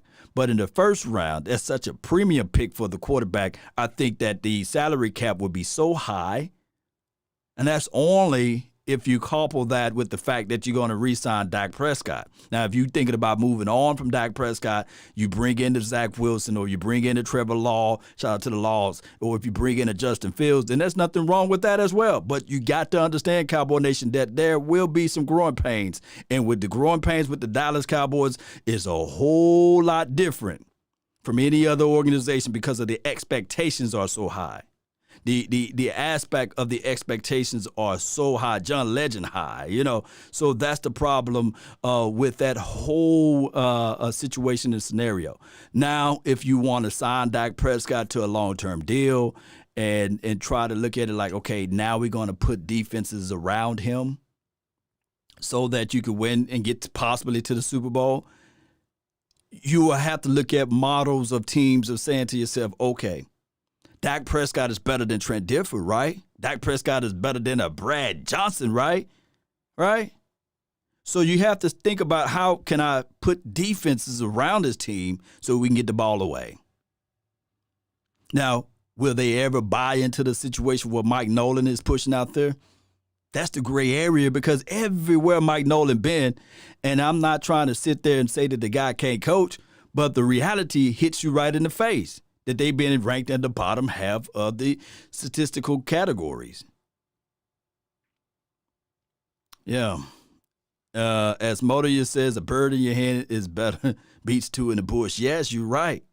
Because the area of unknown. There's a Sam Darnold in this draft. There's a Josh Rosen in this draft. Marcus Mariota. That's his first name, right? Marcus Mariota. There's a Marcus Mariota in this draft. Law, for that reason, why does Dak need to be re-signed? Well, look at the historic data. And I know that people would like to slice. Look, this is what a lot of people do. And I know I feel you. They say, well, in the last 12 games, Dak Prescott record is this. Well, in the last 16 games, but they don't do the full, complete picture. They don't do since the time he entered into the league into the present day. They only look at, the last season, from a statistical aspect of it, Dak Prescott had one of his better years. We got the 817. Maybe 817 have a different of opinions. 817, you're live. Hey, how you doing, Law? How you doing today? Man, I'm doing better than I deserve. Talk to me. All right. Only thing I have right now, opinion that I have is basically when the season started, we kept Kevin Moore and we kept the same offense. Us not being able to work together and having a cohesive defense, why not just leave the defense where it was? Because we were ranked number 11 last year in the run. Towards the whole balance of the whole defense of NFL, we were ranked number 11. Wasn't nothing wrong with it. Why did it then leave the situation to where it was, where everybody had their strengths and weaknesses? I understand a lot of people going to agree with what I'm about to say right now, but Jerry should have went ahead and paid Jones. Then that's one less problem you have to worry about. But I understand we had other obligations at that time. But they just would have not tried to bring in something new. No one knew what this COVID was going to do. But why change up something when it was already working, but you don't have time to teach the other guys, new and old, what to do. And that's not going to work. Because I can't just bring you to class and say, we got a pop quiz, and you don't know anything about the subject that we're about to test on. Right. So that, to me, that makes no logic to me of bringing in a new coach scheme. I understand you can implement a little bit at a time, but to bring in a new defensive scheme, and there's no one there to be able to be one-on-one with you, it makes no sense. Why just revert back into the old system, and then along the way, as the games go on, season go on, innovate a little bit at a time because you're cohesive, you have people there, you're able to teach them there, one-on-one. What your thought is. Well, I'm going to pause the timer. Yes, you got good points here. My thing is, yes, we are at the mercy seat of that decision. I think that when they looked at all of this that happened, I think it happened before COVID. I think that they didn't know that the extent of COVID will be this extenuous, will be this difficult to go through. So they said, okay, we're going to make wholesale changes. And the problem was with our defensive backs, they wasn't getting their head around to the ball. Some people were saying they were fundamentally flawed or what have you because they played their hands. But it was like this. I looked at it like, man, you got Mike. I keep on saying Mike. Well, you got Rob Marinelli. And these mics. Right. You got Rob Marinelli. And you had, what's this guy named? The brother. Chris Richard. And I said, you go back to my videos, is that's the worst thing that you could ever do. Give a man a title, give a man a job responsibility without the title. True. Let me repeat, give the man a job responsibility without the title. Because so many people saying that this is Chris Richard defense, he's the defensive coordinator. But in actuality, on paper, it said Rob Marinelli's defense. And I said, man, as a brother, I wouldn't even want to work for the Joneses. Because at that point, I don't care how much money. My job on my day job is an analyst. They can't put down the janitorial supplies manager. No, damn it, I'm an analyst. You know what I'm saying? Give me my title. Don't give me a responsibility of the analyst, but you have me as the job as the janitorial supplies. I believe in karma. So that is the situation that the Joneses should have cleared up from the jump. This is Chris Richard's defense. Flat in, flat out. This is what we're going to philosophy is going to be Chris Richard philosophy. But when it was good, when 2018, that's when he came onto the scene and he said, let's switch this guy over. Let's switch this guy over to a cornerback. That was what was his first year as cornerback? Byron Jones, right? Byron Jones was switched over from safety to cornerback. We saw that he played well that year. That was his first year, going into his natural position. I think he made Pro Bowl or what have you. The 2019, he didn't play up to the level of 2018, but it was solid. Yeah, he was solid. People were afraid to throw on that side. Yeah, people afraid to they didn't even attempt to throw on that side. No, they did not. Yeah, so that would make the other cornerback to safety look, they can come away on. Because you have that third on one side. Mm-hmm. Yeah. And it making it, I understand what you're saying about the title. Why give me a job and say I'm doing this, but I'm doing this on the other end? You don't give me no announcement. That's a lack of respect. It's lack of respect. It goes a long way, man. You feel honored when somebody remember your name and you talked to them 3 years ago. You feel nice when somebody remembers something that you've done, but you feel kind of like in the middle place when somebody's blaming you for everything. You be like, hold on, wait a minute. I'm not the coordinator. I'm not the coordinator. Yeah. But you give me that situation. And of course, when we winning, hey, it's all sunshines and rainbows. But now when we losing, everybody pointing at me. It's like, and I can't give my full. It's like, okay, from the 817. What's your name, fam? No, Jackson, Dwayne. So Dwayne, I say, okay, I give you my X. You got my BMW X7. You driving it around, but I'm telling you, okay, dog. You could drive it around, but have it back by 11 o'clock. You can go everywhere you want to do. and put the same gas you put in when you left here. Hey, as a matter of fact, every time you bring it back at 11, dog, it's yours though. But I want it to be cleaned out. And the gas is the same spot I gave it to you at. And park it right there. See, it's never yours, right? Right, that was not mine. But you showcasing the saying that it's yours. That's the whole philosophy that the Joneses did with Chris Richard. It was never his defense. It was still like when the defense went well, it's Rob Marinelli. When the defense went bad, hey man, that brother Chris Richard, man, damn them DBs, man, they ain't getting their head around to the ball. They're not doing this, not doing that. Everybody bought into that. Right. But then, but like my father always told me, whenever you point the finger at somebody, you got to always look like there's 3 more fingers pointing back at yourself. Oh yeah. So being here from Fort Worth, I've been here all my life. I'm a Dallas Cowboys fan, but some of the things just don't make any sense. Like I always tell friends of mine at work, common sense and business does not mix at all. Because what we think is what it is, they don't think it's something totally different. But sometimes common sense rules the bigger, but some people just overlook that.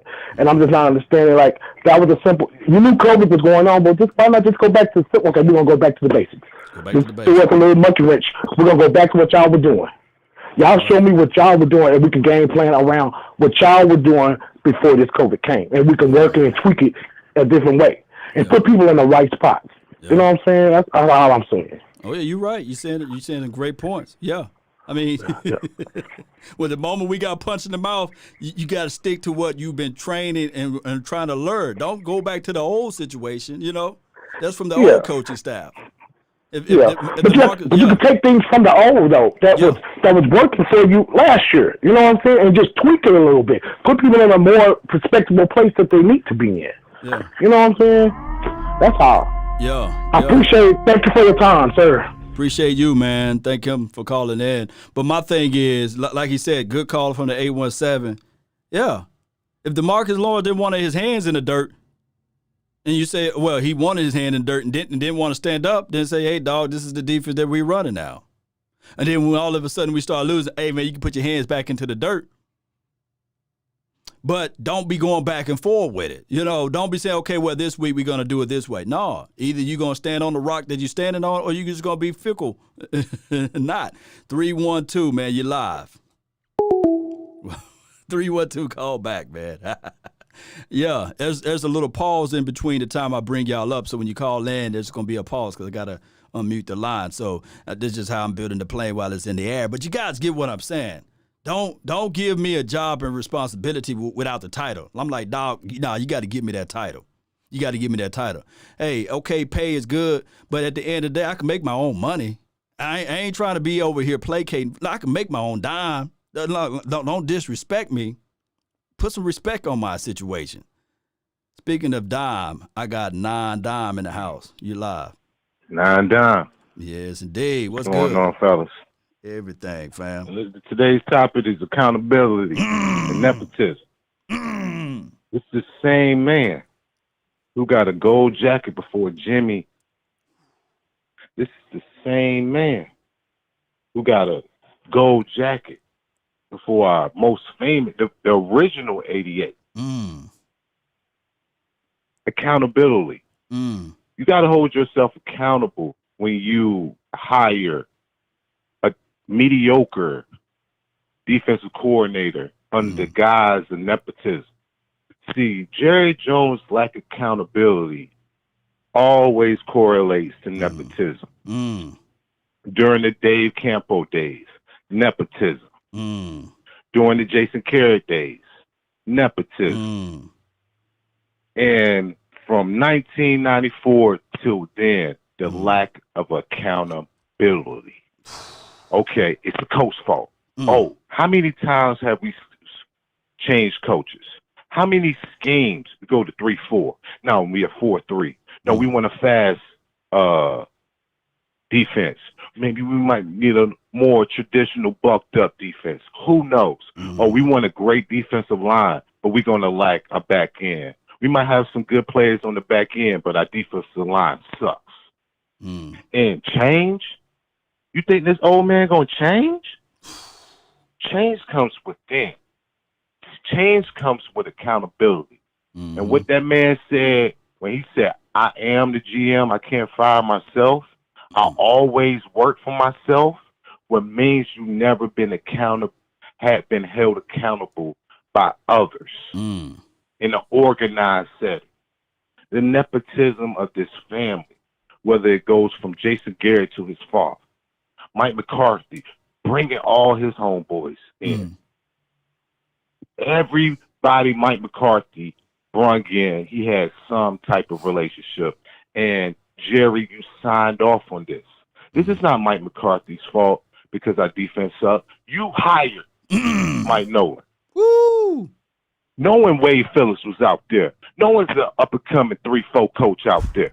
You hired Mike McCarthy over Eric Bieniemy. Didn't even give that man a shot.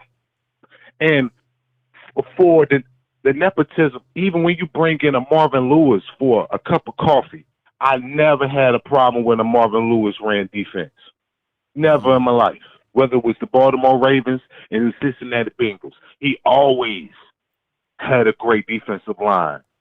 Always drafted cornerbacks 1 2 years ahead to develop him in a solid linebacker core. He just had the cheapest owner in NFL history, and that's my time. You're wrong. Jerry Jones sound like Ike Turner when he had the Roses and rolled up on Tina in the car.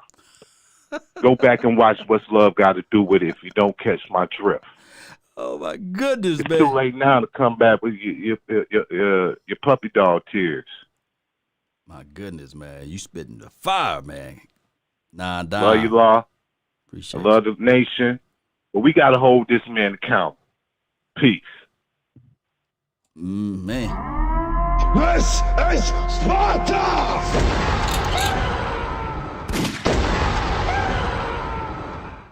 Fatality. That brother, ooh, I didn't even want to stop him. I just want to just listen and sit back and say, man, he's bringing the fire. He's bringing everything your mama, uncle, cousin, Pookie, Ray Ray, Ashaniqua, Tamika, everybody need to hear. Man, he's bringing all of that good stuff into the picture. Nepotism and cronyism is the problem with the Dallas Cowboys. Nepotism and cronyism is the flat-out problem, man. Got me on fire over here.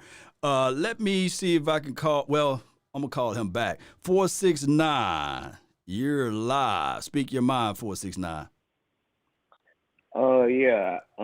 Like what y'all were saying, cronyism and simply nepotism. I think that's the problem with the Jones family, and that's the problem with this Mike McCarthy regime, I should say. Nolan, he's just a abysmal head coach. He's simply oblivious to what's going on in terms of our defense. I just think it's the teachings and things of that nature. I don't think he's doing a great job teaching the scheme to the players. We have some great coaches on our defense. We have Jim Tomsula. He's our defensive line coach. I have great respect for him, the things that they did in San Francisco, and Alden Smith, what he's been able to do, which is why Alden Smith said the scheme is not difficult at all. It's not the scheme. It's simply this environment that Jerry Jones has created for the players. When you have Jalen Smith saying that the scheme isn't as excuse me, I'm going too fast, but no, basically Jalen Smith, Vander Esch, and Sean Lee, they've basically been saying how the scheme is too difficult for them to run and they don't really know what to do. And I just don't think that's the case. I just simply think this is a matter of teaching and coaching to the players. So I think that's in large part of our problem. And I would like to go out there and get a Wade Phillips or perhaps a Marvin Lewis. And that's another thing. Jerry Jones, they just landed on Mike McCarthy. Like, that was one of their first head coaches that they interviewed. They didn't even try to go look for other head coaches like a Wade Phillips or like a Marvin Lewis, someone of that nature. Shit, I'll even take Lovie Smith at this point. Jim Harbaugh, let's get him back in football. You know what I mean? Like, something like that. But they landed on one of the first head coaches they interviewed. Like, do your due diligence. Go over everything. This is a billion-dollar baby, multi-billion-dollar baby. Just like I said in the opening, Jerry Jones didn't pick the first contractor to walk through the door and say, hey, I'm going to build you your stadium. I'm going to build you the star in Frisco. They went through a plethora of guys. I hope that they did, and did their homework as far as the infrastructure. I don't think they did, because we have reports that McCarthy just went to the Jones family's house, and that was basically it. That was it, huh? He's the head coach the next day. So, I mean, they didn't really do their due diligence in terms of doing a real head coaching search. Mm-hmm. So at the end of the day, the Jones family, they have to look at themselves in the mirror and say, are we really the perfect fit for this football team, for America's team, for the Dallas Cowboys? So, man, you spitting the truth too, man. Gosh, all y'all spitting the truth over here. Oh, my goodness. But, it's one of those things that we still at the mercy seat of them, because Mike Nolan, next year he can be okay. Who knows? But what we can look at it from here, from what far as the historic data, when you start doing your homework on everything, 9 times out of 10, it's going to fall right in line. Not everybody's line. You're going to fall right in line with Mike Nolan's defense tend to do as it relates to him being that defensive coordinator. And that's the reality. I think if we brought in someone who isn't going to take shit, someone who isn't going to take losing, someone who isn't going to take having the worst defense in football, period, not just historical for the Cowboys, but just in football, period. If we bring in someone like that, like a Jim Harbaugh, someone like that, someone who's going to take any shit, I think the Cowboys can do good, like I keep saying. And I would like to see McCarthy. Yeah, nice call, man. Really appreciate your call back, fam. Really appreciate you for calling in to the nation, man, from the 469. Appreciate you, man. 469, hey, he's speaking the truth, man. He's flat out spitting the truth. Call back in if you want to spit some more truth, man. 682-214-4087. Let's give one more caller in, Dan. Let's give one more caller in before we wrap it up. And when you're the last caller, you got to spit the heat, man. You got to close it out the right way. Let's see. We got the 209. 209. You're live, 209. Hey, what's up, Law? This is Vince calling from Modesto, California, man. How you doing? Man, I'm doing great, man. Shout out to the Cali, man. Talk to me. Man, I'm a diehard fan, man. I mean, this hurts, man. I mean, with the things going on this year with the Cowboys, man, I mean, I can't wrap my head around what's going on anymore. I mean, this is 25 years of straight mediocrity in Dallas. And, I mean, it hurts. Like I said, man, we got to fix this defense. Where do we start? I mean, that effort by Xavier Woods on that play, on that third down, that Lamar Jackson, what was that? I mean, I'm out here screaming. I'm scaring the whole neighborhood. They probably think I'm killing somebody in this house. You're right. You know what I mean, man? I mean, where's the effort? I mean, effort to me is the first thing to me that I see on the field, game in and game out. I mean, I don't know. I mean, the environment, the culture Jerry Jones has created in Dallas, I mean, something's got to be done. I mean, I don't know. I don't know what the answer is anymore. He can't fire himself, and he definitely going to. I mean, it's one of those things, man, that you're right. He can't fire himself.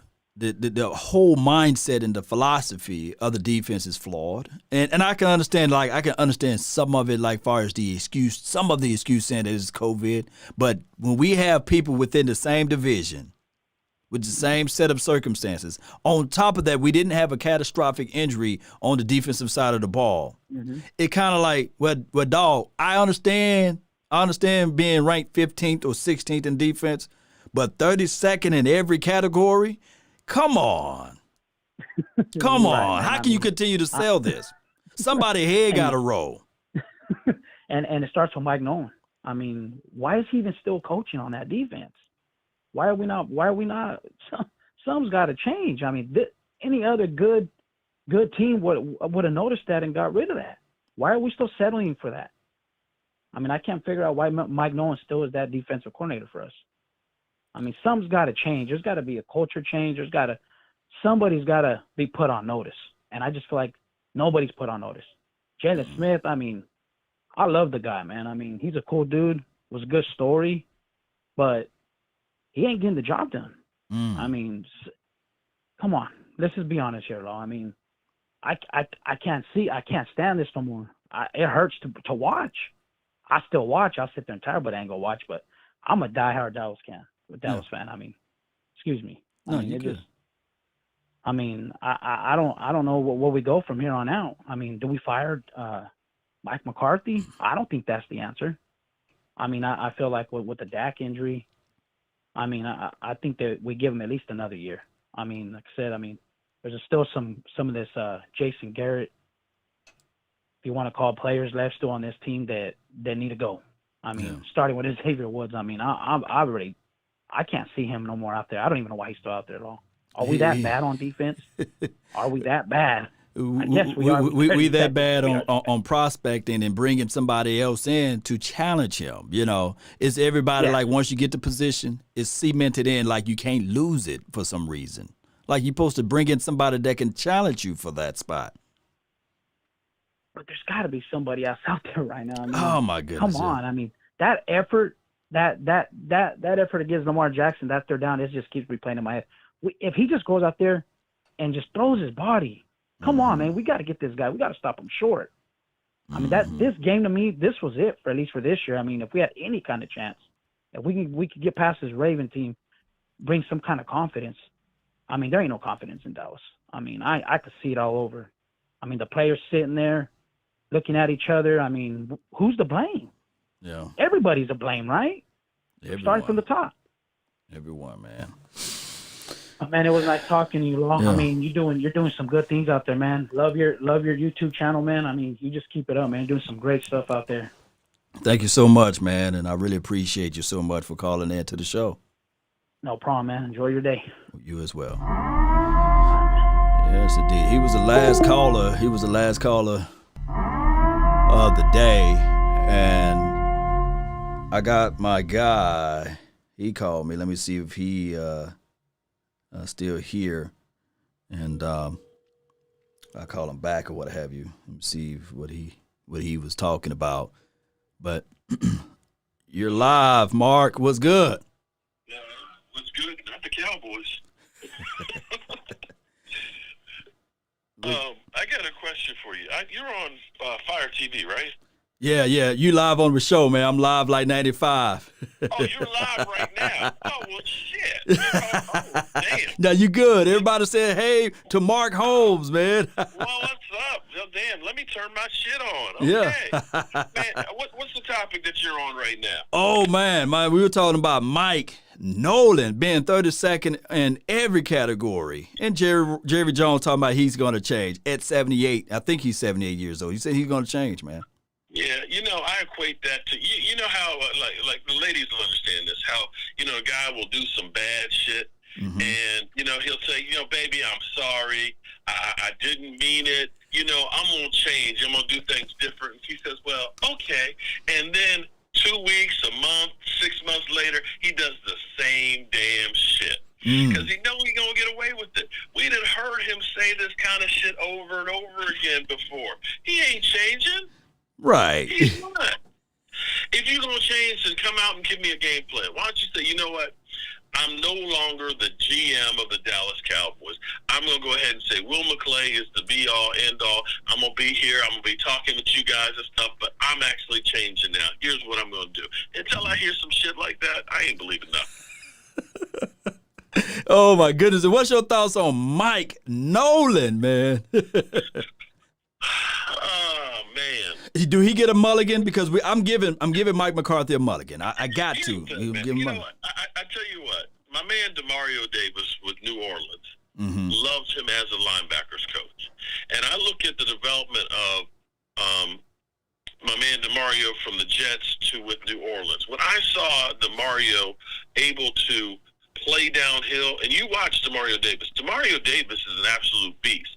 When he goes to tackle somebody, they're not carrying him down the field. And you see how that New Orleans defense evolved after having, one of the Ryan brothers. And I was looking for that same kind of production to come out because I was like, if he can get Jalen Smith playing like that, oh my God, we'd have something. But for whatever reason, these guys have not bought into the system. I don't know if, that they put it, they tried to change defenses in the middle of a pandemic and trying to do it by a Skype. Unless you're actually doing it on the field, it's kind of hard to do. But I'm just kind of looking at what we got, and it's kind of like somebody's got to be the sacrificial lamb. The scapegoat. You know, Jerry's got to make some kind of move to say, you know what, we're going to make some changes. And I think Mike Nolan is the guy that's on the chopping block. He's got to be. Got to be. You know, because you look at the offense, you say, okay, well, you lost, out of the 10 offensive linemen that started out on the 53 roster, 7 of them have been on IR. You lost Dak Prescott. You didn't play Danucci. You didn't had Gigi in there, or Double G, and Andy Dalton, you see, is not the guy. So you can look at that and say, well, yeah, the offense has got problems. We haven't had that many injuries out there. I mean, I know we had, Van Der Esch, and we've had some of our quarterbacks, but you haven't had those catastrophic ones, and you still see these guys that literally just can't bust a grape. And in fact, you look at these guys looking lifeless. So I think that they have truly lost all these defenders, and I don't know that Mike Nolan will be able to recuperate that with the guys that we have. Yeah, and instilling trust back onto the team because it's going back and forth. Look, Mark, I always see you as a wonderful builder, right? You build stuff, man. Look at the football in the back of my background here, Cowboy Nation. He built that. Shout out to you for getting that, man. Yes, man. Crafted it with your hands. But here's the situation. You can build those things. But if I were to tell you, hey, man, Mark, build me a couple of houses, man. I want you to build me like 5 houses in this community. I mean, would you be able to have the time and the effort and the ability to build a whole complete house? Or you sit back and say, man, you know what? I'm just going to stick to what I do best at this thing. I can build you houses, but it's not going to be at the same efficiency level as me crafting that football for you. Actually, I'll tell you what. I'll give you a better analogy. Give me one. Yeah, I love analogy. This is what, and I don't mean to hog up the show. No, you're good. You're good. Here's the thing. What people will do is they'll go out and they'll find some tile, man. They'll find some beautiful tile. They'll say, man, look at this tile. This is the one we want, man. This tile might be $12 a square foot. It's absolutely, positively beautiful, right? Mm-hmm. Because they say that's what everybody's going to see. But what people don't understand is if you put that tile down on some plywood and you use cheap mastic, that's just going to pop up. It's going to crack. The foundation, you got to make sure that you got that solid floor that doesn't move. You got to make sure that you end up using good mastic that's not going to dry out in 6 months. You don't see that when the product's done. But if it's not there, you ain't got shit. And that's the problem with the Dallas Cowboys. Forever, Jerry Jones has always loved his wide receivers, his running back. And before we drafted Tyron Smith, remember how we used to go in free agency and just get so-so offensive linemen and things and put them out there? And Tony Romo got beat to death. They finally realized we got to protect that guy or else we're going to be screwed, right? And see, that's where we are right now on the defense. They don't believe in a safety. When was the last time we drafted a safety in the top 3? Oh, my goodness. Right? Roy Williams, I believe. It may be Roy Williams. When was the last time we drafted an interior line, a really lights-out interior lineman?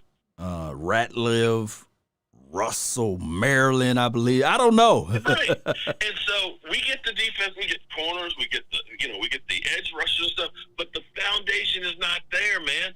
And without that foundation, you can't do jack crap. And that lies the problem. You look at how Washington, they used to try and buy players left and right. They figured, we just signed a Hainsworth or a Bruce Smith or a Deion Sanders. We're going to be good. They're good now because they started drafting players, young dogs that are in that middle of that defense, and that's how they turn that team around. You can't look at that offense and say, oh, well, we're scoring 35 points a game and we're going to be great. No, that team is winning with the defense, and that's the same thing with the Giants. And the Cowboys don't believe in that shit. But until they do, we're going to be the same thing we are, a mediocre team stuck in mediocrity. My goodness, man, you dropping fire, man. Hey, tell everybody that's listening right now where they can find all of that Mark Holmes fire, man, because you bringing in a lot of fire, man. Well, I tell you what, last night, me and Skywalker were throwing that stuff out there, man. We were literally cussing out everybody on the Dallas I need to go watch that one. from Jerry Jones down to the ball boy and everybody in between. But just Cowboy Joe Boo's all you got to do, man, or Mark Holmes. And be it on YouTube or Twitter or whatever, you'll find me, man. And usually you'll find me here watching Law Nation and stuff, but as well as all these other great YouTubers out there, man. I'm just tired of the season, man. It's just so disappointing to know that all we're playing for is playoff position. Yes, that just ain't right. And hey, a lot of people say, "Hey, man, Mark Holmes loved Dak Prescott," which we all love him, So, are you with the philosophy? Do you trust the Joneses? Before I let you go, do you trust the Joneses that they would do right by Dak, or would they go into this draft and? I hope, I want to think that they would do right on it. And I've gone through, let me put this one post out here because we got so many people that are saying, just draft a quarterback. I want you to take a look at the Rams. The Rams traded with the Tennessee Titans, okay? They gave up 2 number 1s, 2 number 2s, and 2 number 3s to get up to get Jared Goff. Now, they did go to a Super Bowl, but do you think Jared Goff is a great quarterback? Nah, no way. I think he's an assistant. Now let me ask you this. Mm-hmm. Which team do you think is in a better position right now? Because one of the picks that they ended up using for Jared Goff, they got Derrick Henry for. Which team do you think is a better built team right now? It's got better playmakers and stuff. The Rams or Titans? Oh, jeez. Man, you put what on me on that one. I think Titans pretty good though. They got Tannehill for a quarterback, but the Titans, they did some damage last year in the playoffs, and they're still a really good team. And I'll give you one other one here. The Cleveland Browns traded with the Eagles for Carson Wentz. Okay, you look at the Eagles now. They moved up. They ended up giving up 2 number 1s, a second, a third, and I think a fourth and stuff like that, right? The Eagles situation right now, because they gave up all that draft capital, they've got an aging roster, which is overpaid because they had to go out and pay a lot of free agents. You look at the Cleveland Browns right now, that team is well under the cap, and they have a lot of talent. They ended up turning those picks from Carson Wentz into players on their team, and their roster is better by far than where the Eagles are. So when people keep saying, just go up and get Trevor or get Justin Fields and all that, no, the best thing you can do is get those draft picks. The one thing the Cowboys have been able to do is pick well in the draft and use that to restock this team, especially on that defense. So, my mind, the best thing you do is sign Dak Prescott because all these teams up here are looking for a quarterback that's going to make an instant improvement on the team. You got that, and it won't cost you draft capital. My goodness, man. Man, you got all type of fire over there, man. Hey, for those who really want that fire, man, check out Mark Holmes' page, man, and he's going to deliver that type of response to you guys, man. And I really appreciate you, Mark. I'll talk to you offline about the Fire Stick TV. Peace out, man. All right. Thanks, man. Appreciate you, man. Yeah, he called my number, man. I said, let me call him, man. That's Mark Holmes, guys. That's Mark Holmes. Check out his page, and he is a wonderful guy, man. Give him a round of applause, man. Mark Holmes. Law Nation fan, man. I shut the phone line down, man. My better half already gave me the evil stare. I got to go over here and be Family Guy of the Year and be the wonderful husband that I am. So, Cowboy Nation, don't forget to hit that like button, share this content, let your friends, neighbor, foes know where to go when they want to tune in to Cowboy Sports Talk and Beyond. Monday through Friday, I started the show at 10 o'clock, and it's supposed to end at 11, but I love you guys so much that I stay normally till like 11:30, close to 12. So next week I will be doing the same type of flow, but on Tuesday nights we have the Tuesday night late night hype, and we'll be doing situations just like this, call-ins and talking about the future, and of course reviewing the game and things like that. And I really, really, really do appreciate you all. I wouldn't be here if it was not for you all. And I thank each and every last one of you all that's tuned in. But y'all know when I'm starting talking like this, I'm just trying to find my outro music. Let me know. Y'all want to go out hard with the battle music, or do you guys want to go off with the laid back music situation? It's up to you guys on that one. Matter of fact, I'm feeling like my dog Nine Dime. Forget that. Let's go out with this boss mode right here. Let's go out with strength. Yes. Y'all feel it? Let me know if you can hear it. Yo. Yeah.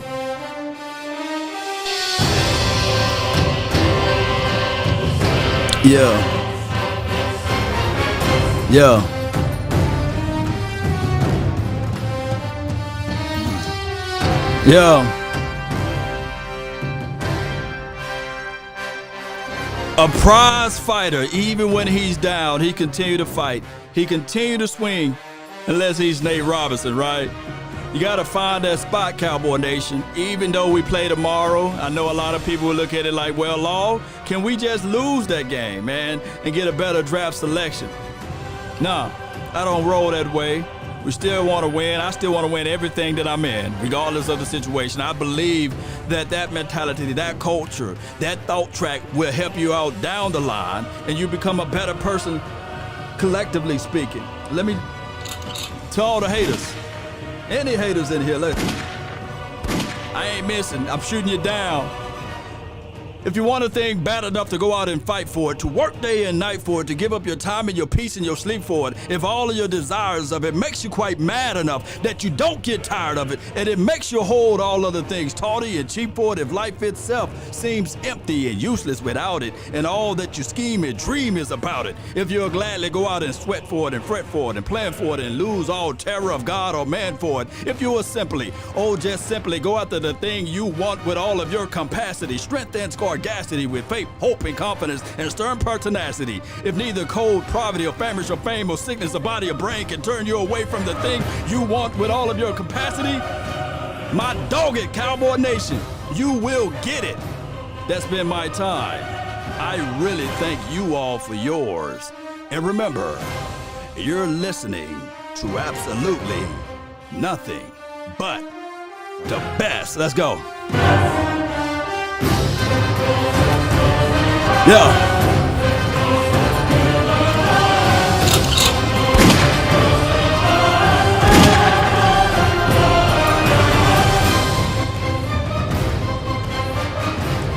Let me see some fire emojis in the chat, man. Let me see some fire emojis, baby. Let me see. There we go. Asmodeus. Yeah. Vincent. Maurice. Sandra Love. Really appreciate you, man. Derek Thomas, I see you. Yes. Yes. OG Whitfield. Man, hey, we ain't talking about that tanking mess. Huh? Teams that tank don't win Super Bowls. Teams that tank don't win anything. Name me the last team that tanked that won anything. Let that tank in on your mind. Let that put into your thoughts, because we all hear about being that culture. Don't you know that there's a feeling, there's a gravitational thoughts when you try to win everything? I wish somebody had that tanking mentality around me, because you are a loser in mind. Because I'm telling you right now, we fight around here. Let a person come through my door thinking that they're going to stop anything with the law. No.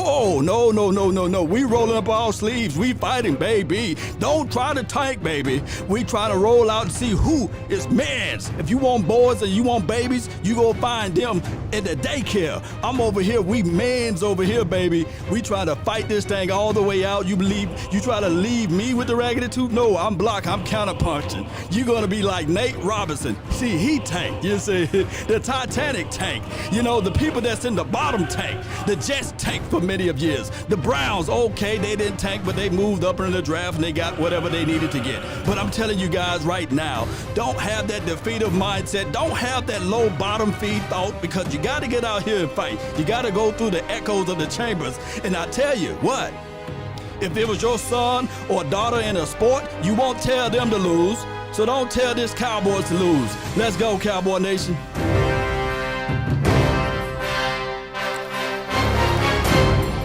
Yeah.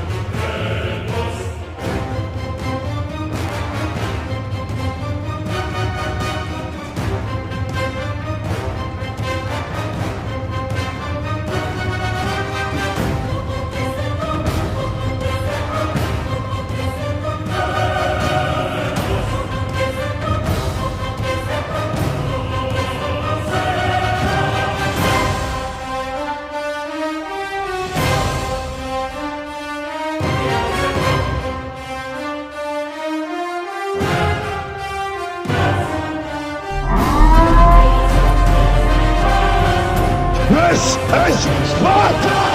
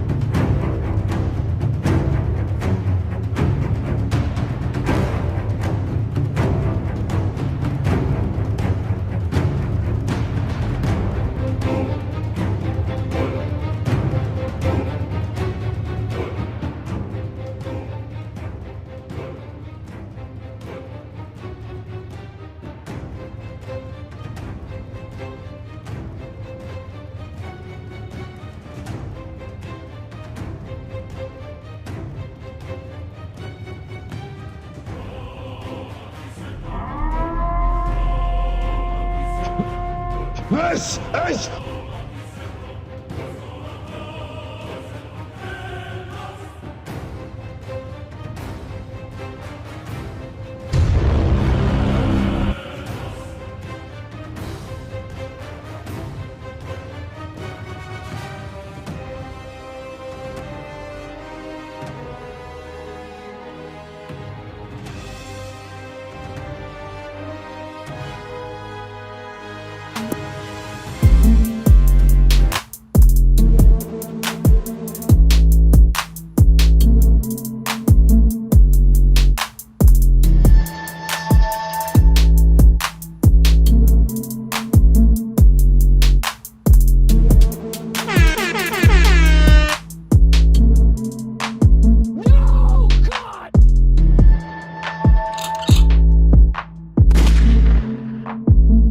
Shout out to everybody that's still watching. OG, Burrs, Big, D, Trevor.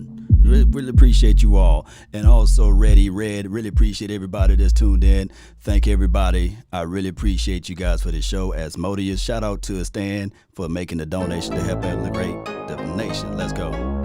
Jim Laws, Williams, everybody. We're out.